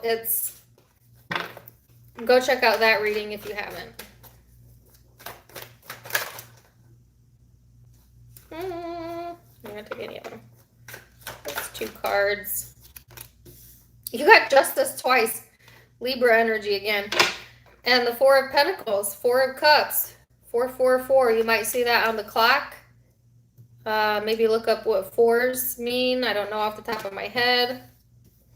But it's like Pisces, balance will come in when you're ready to open up a little bit. Some of you are like really fixated on getting justice in a situation or feeling justified about something that's disappointed you. But it's like, as long as you sit in that feeling of disappointment, as long as you sit in that feeling of fixation, things cannot move. If nothing changes inside of you, nothing changes in the external world. Right? So if it's in regards to a relationship and there has been stubbornness, whether on your end or someone else's, and it's resulted in disappointment, there'll be another opportunity when you can let go of the disappointment, or when they can. But if you're focused on the other person letting go of something, then that means you're also not letting go. Do you see how funny that is? Like when we say, like, I am open, but that person won't open up. Well, your focus on that person not opening up only contributes to the energy of not opening up and keeps it stagnant. So it's like, don't spend any time focused on what the other person is or is not doing, and focus solely on how are you choosing to think and feel about it regardless. And if you're open, you stay in a space of openness, Pisces. If you can tell yourself, well, I'm open. This person will come around. I can't affect that when they're ready, but I'm open. And you stay an open channel. Either that person must meet you at your law of attraction set point, or another like component will come to you in the form of another person. So it's about where you set your vibrational set point. If this is a relationship, right, that feels a bit stagnant. Some of you, this is all about your career and reputation, and it's like staying true to yourself and not allowing like disappointments get to you is what's going to give you opportunity to grow. I also feel like some of you are being guided towards a part of your life that gives you more passion, or a position or a job that might give you a boost up when it comes to reputation. You might be looking for that, like more responsibility being given to you, or something that's going to boost your reputation even.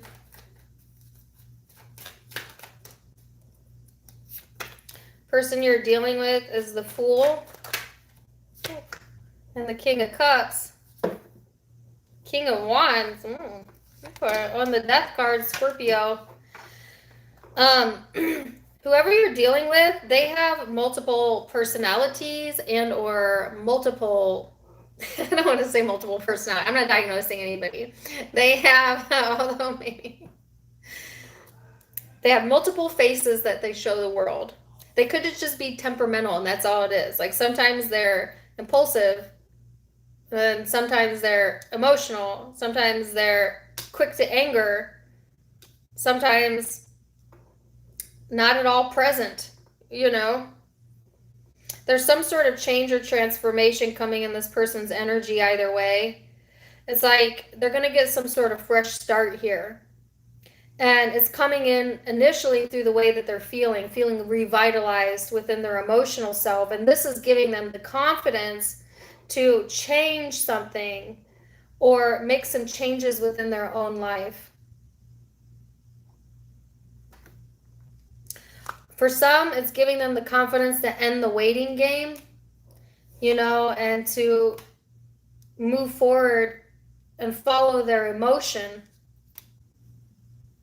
But see, this person, they still have some soul searching to do around their emotional self.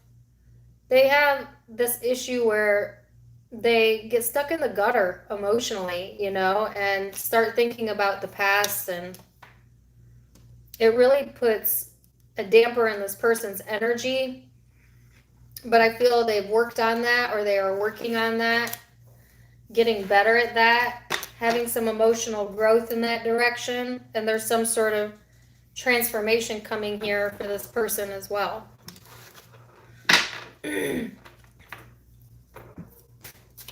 Holy cow, did I really get $399 in super chats? Did I miss them? Man, wow. You guys are, it's like, thank you. What a blessing. I'll run through them real quick. I'm sure I missed some. Anyways, Pisces, you have awareness here.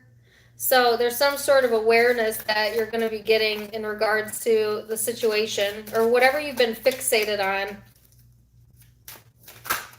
It's like there's things being presented to you, Pisces, but you're kind of like not interested.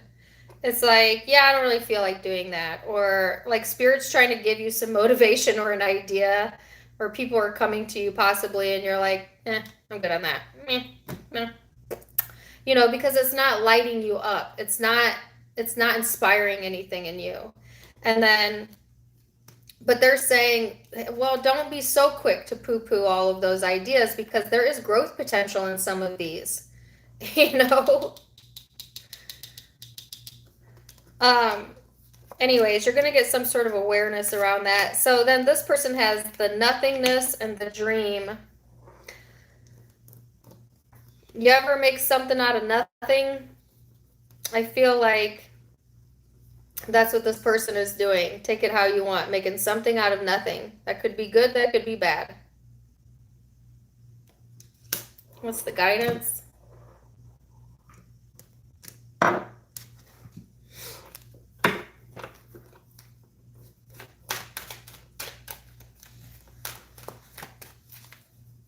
I still have that song playing in the back of my head. I'll be your gypsy. All right, so it says let it go. Oop, there's a card under that. And breathe. Okay, so Capricorn and Gemini also got this card. You could be connected with them.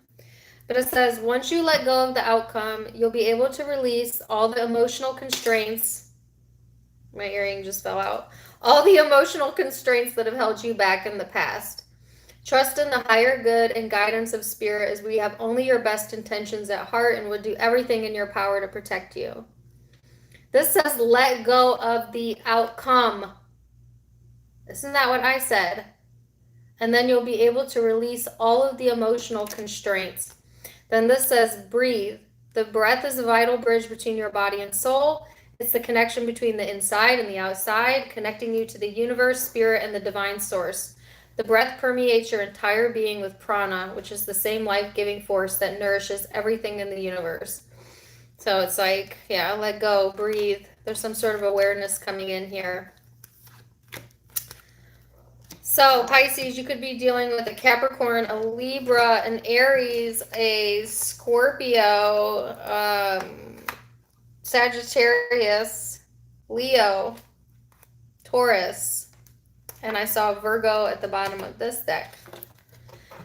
And then what else did I get? Cancer energy. Thank you for the 49.9. Dang! Okay, so let me read your super chats now that I'm done talking for 4 hours. Oh my God. This is why I'm going to scale back and do this every 2 weeks because, like, literally, that's half my day. It's like, whatever. I hope you enjoyed that. Let me real quick see the super chats. Thank you so much. Hey, L, grateful for you and your time. Aw, thank you. I appreciate the $49.99. I will use that towards my dinner, actually. Thank you for the $4.49, Esther.